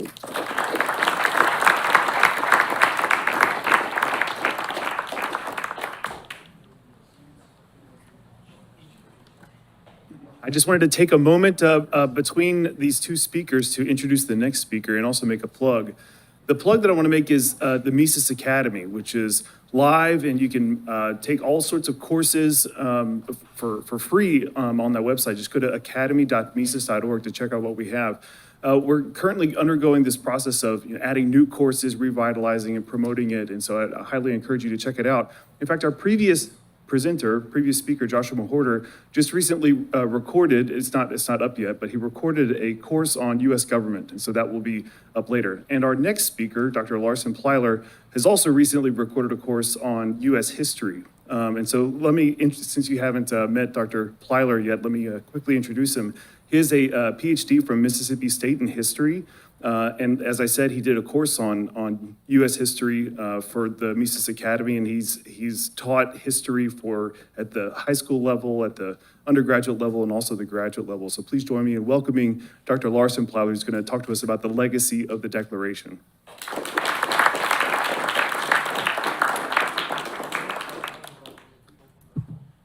Well, it's a privilege to be here. Thankful for that. Thank you for the introduction, Jonathan, Dr. Newman. Let me just say, I don't know if y'all ever have imposter syndrome. Y'all know that feeling where it's like, man, I'm going after a long list of scholars to present. I really have imposter syndrome because I'm not an economist. I'm a historian. And I've got the easy job. He's putting up graphs and charts, and I'm just I just read what they say and repeat it. So, I'm thankful for the opportunity to share with you and hope that the time we spend together in this is profitable to you. I want to talk about the legacy of the Declaration of Independence. I don't know if y'all know this, but this is the 250th anniversary of the Declaration of Independence. We just celebrated it a few weeks ago here in the United States. And let me say that all of these historical questions, I'm still wrestling with them, right? I have my ideas, and I have some foundational ideas that I'm not wrestling with, but how we apply them to all of these questions, I'm still wrestling with them, and I would love to have further conversations about these things, and I'm happy to discuss with any of you as long as we find it to be profitable, these questions and concerns that we have. But when we consider the Declaration of Independence, let me make mention that on April 15th, Clarence Thomas, Supreme Court Justice, spoke at the University of Texas about the Declaration. Now, Dr. Enjoya has a great article about this exact moment, and that's probably where I heard about this in the first place, but I decided it was a good jumping off point anyway, so I'm going to use it again. Now, she wrote this article about this, and you're going to hear some echoes, perhaps, if you want to look up that article, but I won't tread over, hopefully, much of what she has already said. Now, in Thomas's speech that he made, he said several, what I would say, commendable and fundamental propositions. He proclaimed the foundational nature of human rights, regardless of race or any other category, rooted in the image of God. He heralded the courage of the Declaration's signatories, the mutual pledge that they made to give their lives, their fortunes, and their sacred honor. He decried the rise and the endurance of progressivism, which he contended robbed individuals of their rights of the government, and the rights in view of the government's role in addressing their needs and interests as bureaucrats decided what their needs and interests were. All right, I'm with him. I'm there. But he went on to say that the ideas he was discussing in the Declaration were traced best through historical figures like Abraham Lincoln and Martin Luther King Jr., insisting that the Declaration of Independence was one of the greatest, along with the Gospels, anti-slavery documents in the history of Western civilization. Now, there are several things within those lines of thinking that I want to contend with. But my primary contention is not with Justice Thomas, right? I'm not making him my enemy. In fact, he is a Rothbard appreciator. There have been a couple of articles over the last couple of months of places where he has cited Rothbard in decisions about the Fed and other things. But his words, I think, are significant because here is a person, just like we talked about earlier, here's a person that probably agrees with a lot of us on a lot of principles. But then when he approaches the Declaration, we want to consider this as a launching point for considering what others believe about the Declaration and how we can wrestle with that. So let me say this. When I'm doing a historical consideration of something like this, my first agenda, my first effort, I believe this should be our effort if we're practicing history in any meaningful way, is my first effort is to understand clearly what the people were communicating at the time. That is, that I want to know as well as possible what they were contending for. And it may be that I come to a place where I don't agree with this person, right? I know going in that, but here's what's going to happen. The better I understand them, either I'm going to be convinced or I'm going to be in a better position to critique what it is that they believe. And I think that if we can do that, if we can wrestle with, if we can engage with people 3 or 5 or 1,000 years, 300 or 500 years ago or 1,000 years ago, if we can do that, then perhaps it'll be easier to sit across a table and contend and wrestle with the ideas that other people have, whether that's about economics or history or religion or whatever politely things we're not supposed to discuss. That's the beauty of the study of history, is we can practice that process of conversation. So first, let me say a few things just in principles that I want to talk about. That I don't believe that the Declaration was ever intended to be an anti-slavery document. Justice Thomas said that the Gospels and the Declaration were anti-slavery documents. To be fair, I don't think the Gospels were either. But their 250th anniversary was a long time ago, so we're just going to let that go for another conversation. And I know, they cut out the lines, you know this, that Jefferson wrote criticizing the king's role in the slave trade. But in later comments, he writes and blames southern states and northern merchants who were not willing to sign such with regards to the Declaration. It's not what they were signing. It's not what they were interested in.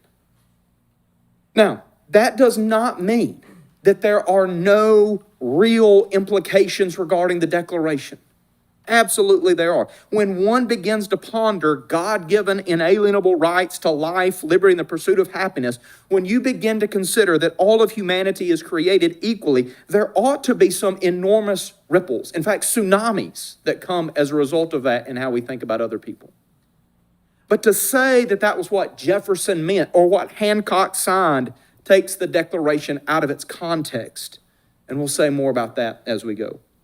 Second, Justice Thomas's attempt to trace the lineage of the Declaration of Independence through men like Frederick Douglass, he mentions, and Abraham Lincoln and Martin Luther King Jr., fails to reckon with not only what the Declaration was intended to accomplish, what it meant, but also how those men, and I'm going to focus on Lincoln and King for just a moment, and we'll move quickly past that, used the document for their purposes.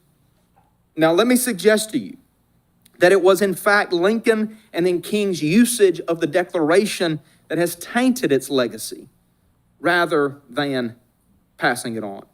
Thomas's reference shows that he has bought into the notion of a declaration that created a single unified nation based on a more modern notion of equality.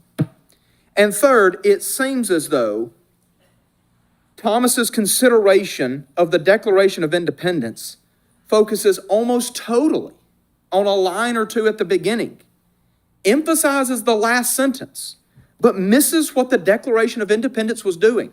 Surprise, declaring independence. It is not that the first couple of paragraphs are irrelevant. They are not.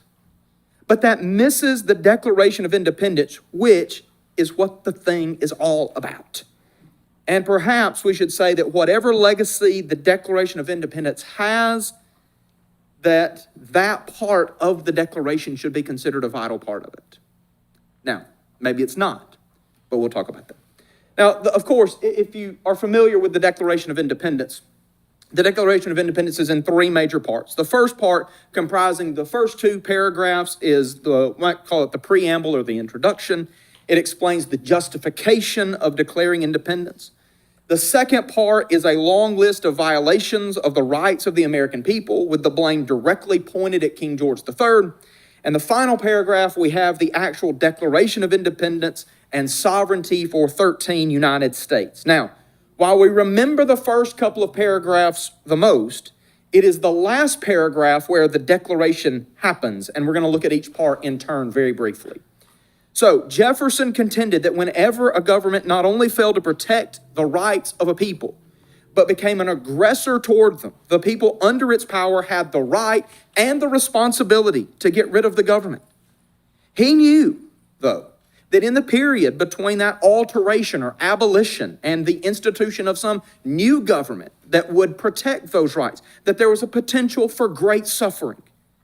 But at some point, Jefferson insisted, it was not only a people's right, but their duty for themselves and for the future to throw off a despotic and tyrannical government and to provide, quote, new guards for their future security. Jefferson explained that the current circumstances of the American colonies fit the bill for a people who had the right to such alterations. Then Jefferson goes directly at the king. Now this, if we talk about revolutionary, this perhaps was the revolution.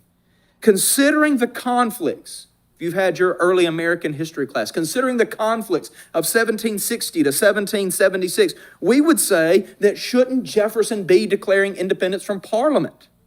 What does the king have to do with this?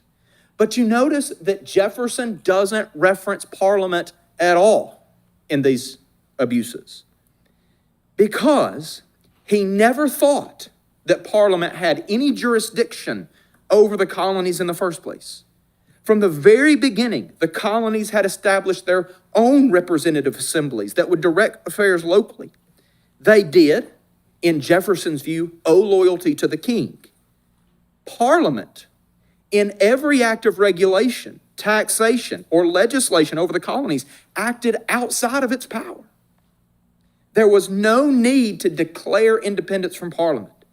They had never been subject to them, in Jefferson's view. Now, the king was another matter. Jefferson, in an effort to let a candid world see his case, lists more than 24 complaints. Again, you might point to the things that are happening as what Parliament was doing, not what the king was doing. But Jefferson contended that the king was ultimately responsible because he was allowing Parliament to act without legitimate authority. Jefferson explains that despite all of these oppressions, as he calls them, they had pleaded for help, but that had been ignored and the abuses intensified, and as a result, he concluded that the king was not fit to rule. Now, finally, we come to the concluding paragraph. Notice, if you read the Declaration, that it was the representatives of the states, and again, let's emphasize the plural, of America that declared that the states are rightfully free and independent. Each one, as a free, independent state, could conduct themselves as such. That meant war powers, commerce, and more.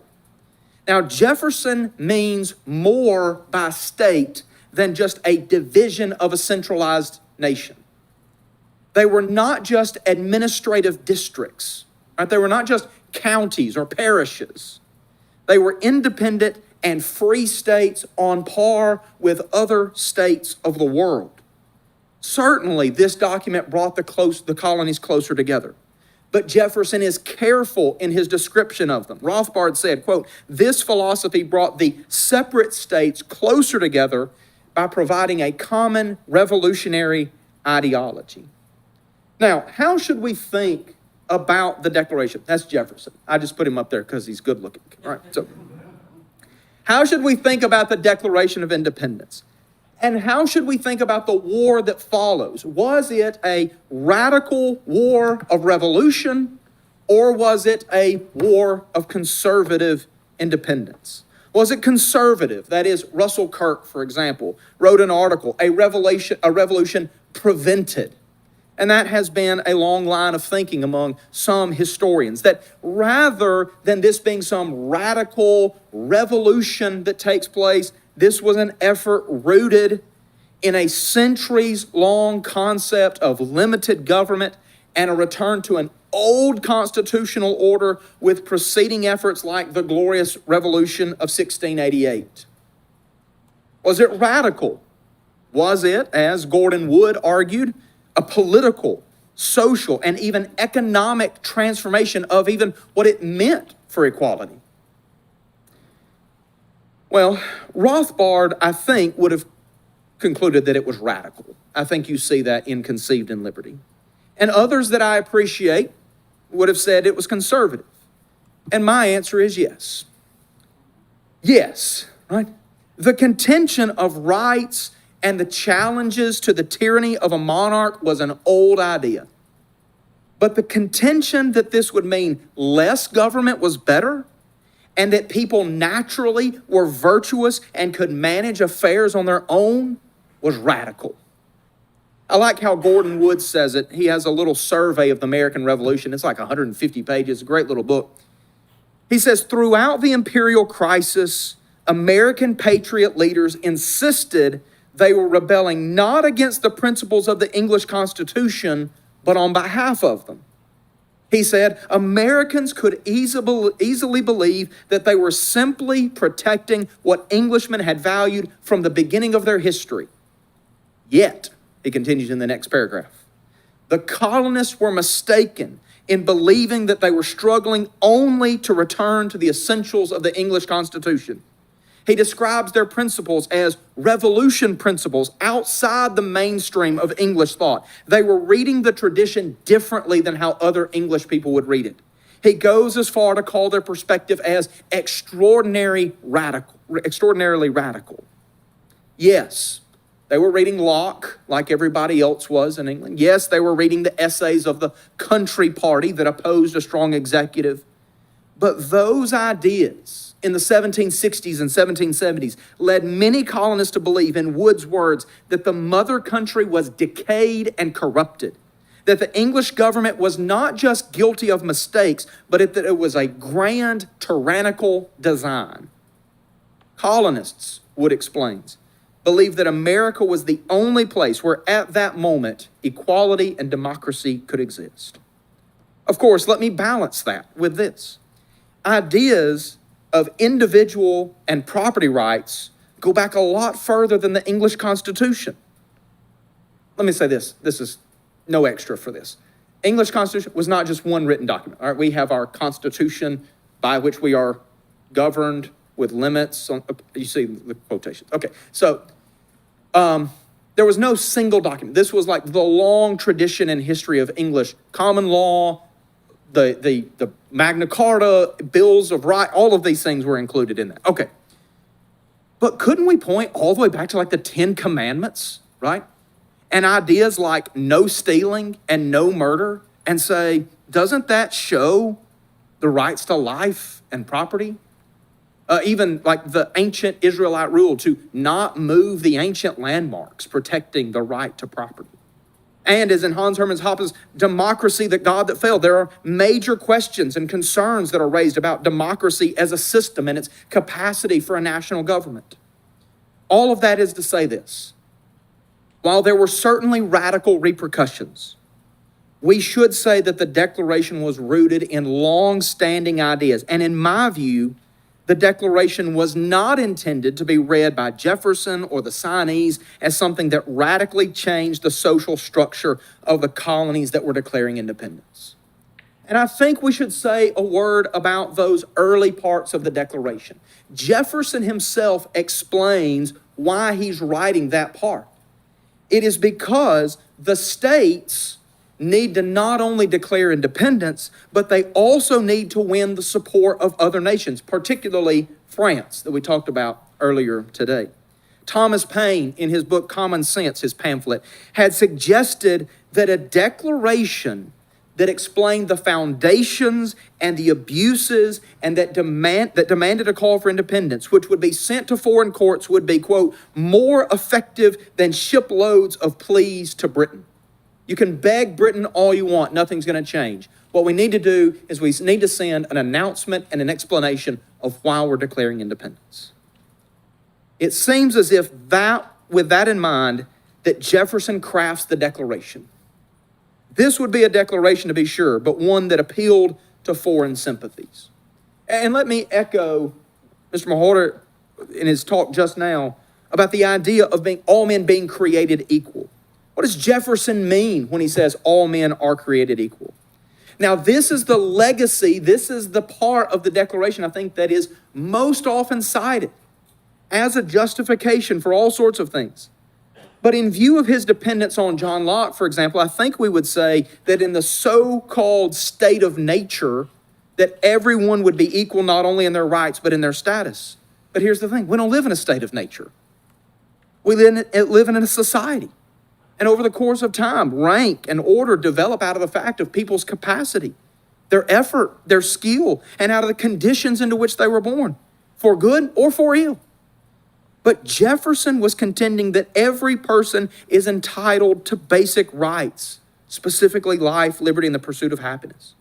Rothbard, in Conceived in Liberty, offering his commentary, said that Jefferson did not intend to communicate that everyone had a, quote, right to an equal income, or the, quote, absurdity that everyone is equal in capacity or natural endowments. Rather, that they were by nature free and independent, echoing the words of the Virginia Declaration of Rights. Mr. Thomas, Justice Thomas, in his speech, said about the Declaration that he implored that we celebrate it by standing up for it, by defending it, and by recommitting yourselves to living up to its ideals. He said, quote, channel the courage of the men who faced down a king and signed it. All right, I'm with you. Channel that courage. Let's go, right? Or, you ready? Of a president who led the nation in a civil war rather than permit his house to be divided by the contradiction of slavery. My commentary on that is, oof, oof. All right? So here's the idea. Yes, channel the courage of the ones who would face down a king, or channel the courage of Abraham Lincoln, the president, who would not let the house be divided. Take increased devotion to that cause, he said, for which they gave their last full measure of devotion. Do you see what he's doing there? He is saying that Abraham Lincoln channeled what the founding fathers were doing, what that generation of those fighting for new, this is what Abraham Lincoln is doing. Mr. Mawhorter shared with me this picture just a few moments ago. That's Dinesh D'Souza, all right? Do you see what he has in his hand? He's talking about the Declaration of Independence. And what does it undergird? It undergirds the principles of the Civil War. It undergirds the Civil Rights Movement. Mr. Mawhorter showed me this. You see what he's holding? He's actually holding the Constitution, not the Declaration of Independence. The whole conversation is about the Declaration of Independence, and it says we the people in order to form a purpose. That's the Constitution. Okay. So when we think about this legacy, if we can call it that, of the Declaration passed down, and we think about Lincoln and the Gettysburg Address, 67 years ago, our forefathers brought forth on this continent a new nation, conceived in liberty and dedicated to the proposition that all men are created equal. I'm just going to ask a few questions, and I'll leave it there. Did the fathers bring forth a single nation dedicated to the proposition that all men are created equal? Was that the fundamental basis of the new nation? Especially in the way that Lincoln was applying it? Or was their fundamental proposition that a foreign government could not impose their will on a people and they had the right to break away from that government and establish a new one? He didn't like that legacy of it. Was this civil war, as Lincoln described it, would it have decided, even if he was right about that proposition, would it have decided if that nation had endured? Were his enemies, the Confederates, interested in taking over and destroying the nation that Lincoln ruled? And I use the word ruled, not led or administrated. I use the word ruled specifically. It seems to me that even as you read the secession documents that South Carolina is writing, is saying, you're welcome to do what you want to. You're welcome to even change your mind. But when you violate the compact to which we have agreed, we're going our own way.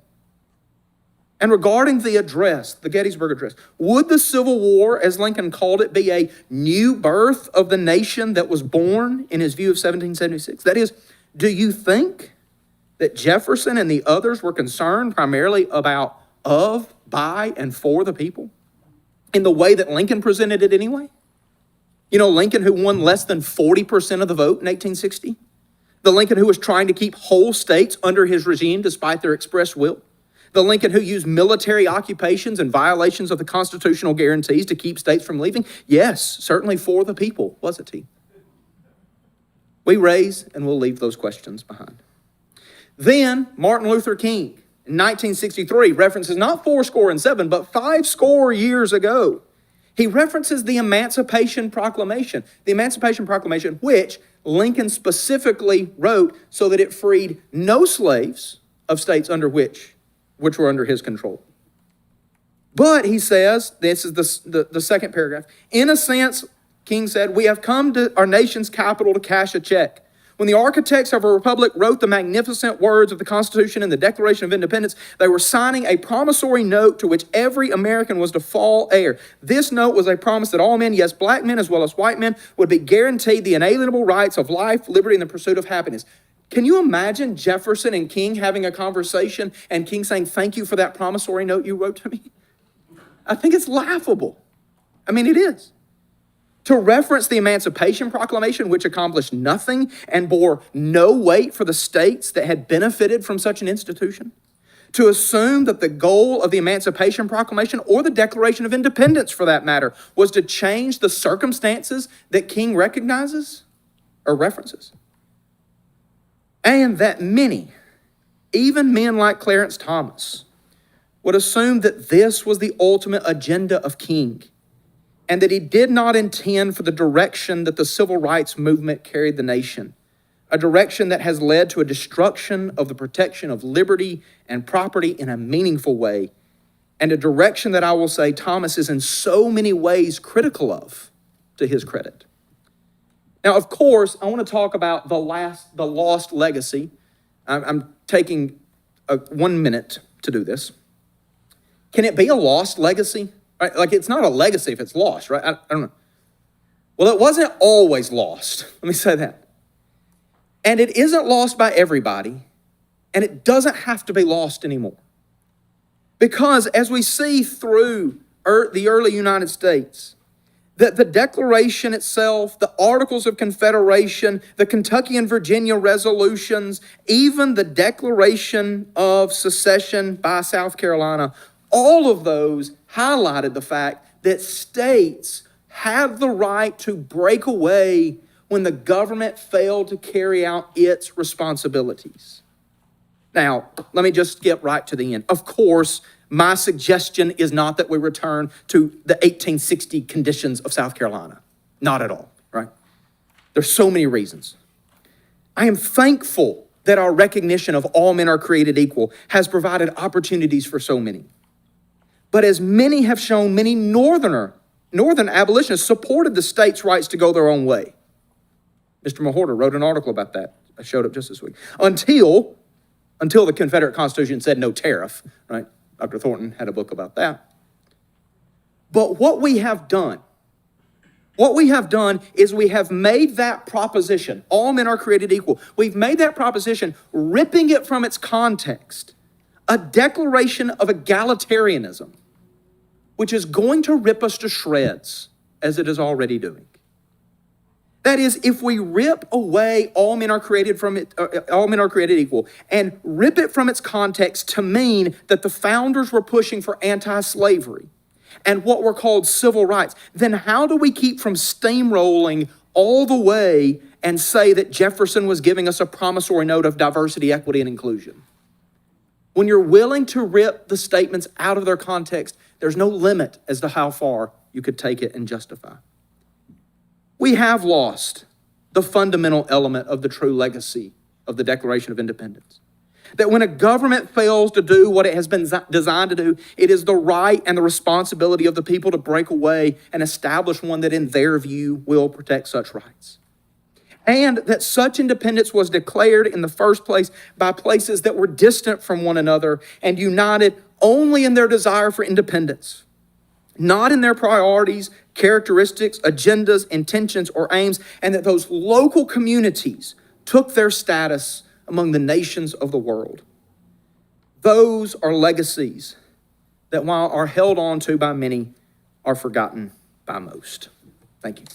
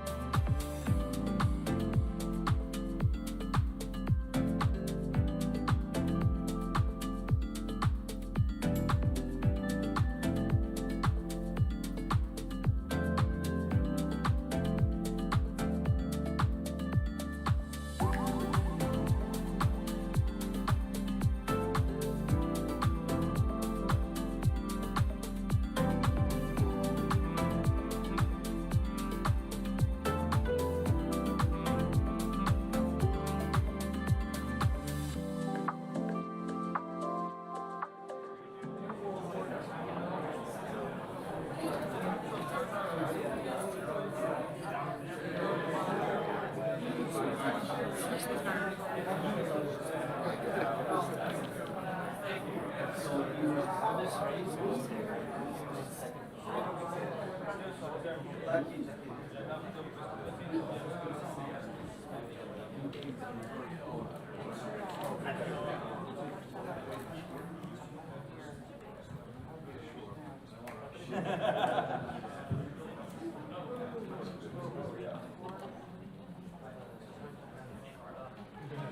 get started. All right. Hello, friends. Well, it's been a great week of Mises U. So before we give out the awards, real quick, I'm going to announce our survey raffle winner. So many of you submitted our Mises U surveys. They help communicate to us ideas and suggestions for next year, what you loved about this week, and it really helps us figure out what works and how we can improve. So this year's raffle winner is Adam Zarkos.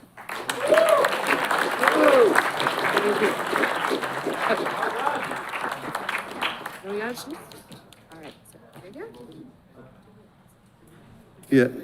Yeah, because I have this here. Yeah, hi. Hello, everyone. This is my favorite part of the week. So the whole week is wonderful. And I want to thank all our donors who made this week possible, okay? Let's have a round of applause for them.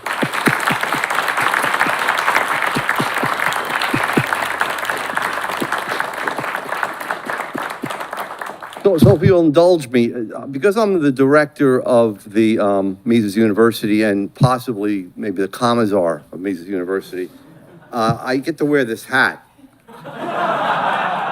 while I'm talking.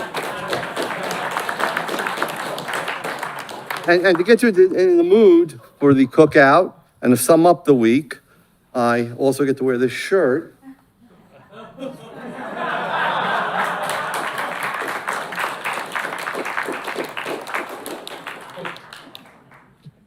Okay. But I really do love the fact that I'm able now to award prizes and award performances and so on. I want to start with our fellows and residents.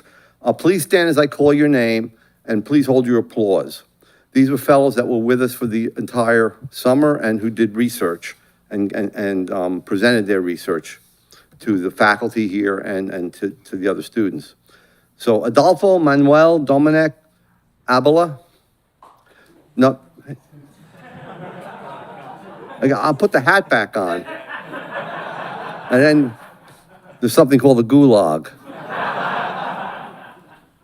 Jared Friesen from the University of Angers. Cruz Marquise from George Mason University. Adam Morris from the University of St. Thomas. Ryan Turnipseed from Oklahoma State University.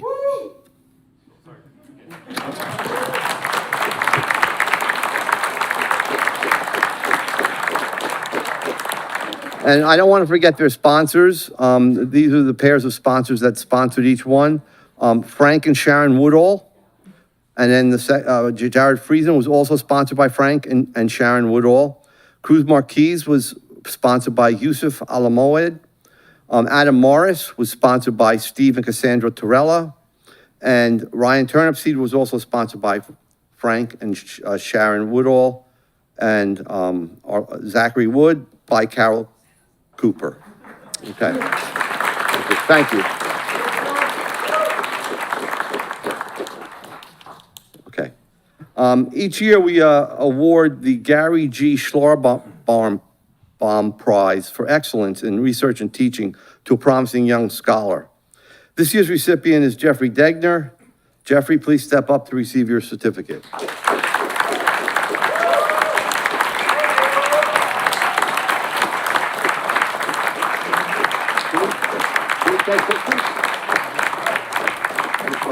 Go ahead. Okay, and as you all know, we have an oral exam called the Mündliche Prüfung, which is an optional exam for students who would like to have their knowledge tested at the end of the conference. Thank you to Doug French and Ken Garshina for sponsoring this competition. Preliminary testing took place on Thursday to determine who was qualified to take the exam today. 50 students, I'm happy to say, took the written exam.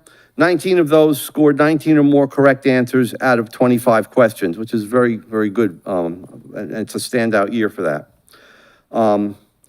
9 students of those who took the oral exams, there were 19, as I said.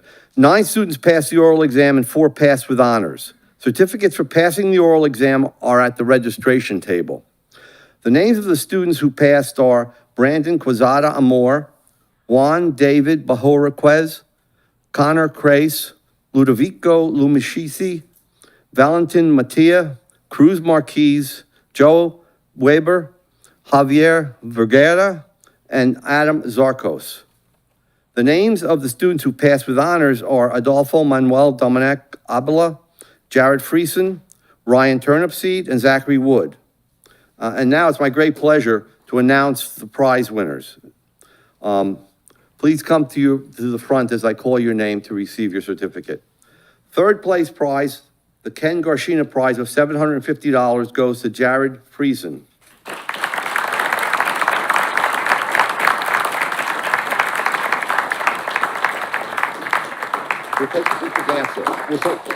We'll take them after. Yeah. Second place prize, the Kenneth Garshina Prize of $1,500 goes to Ryan Turnipseed.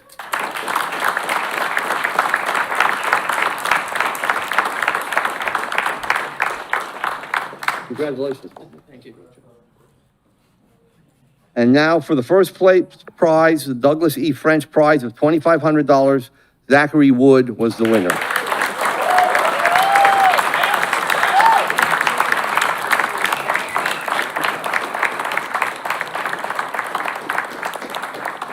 Okay, now you can go splurge on food. We're done.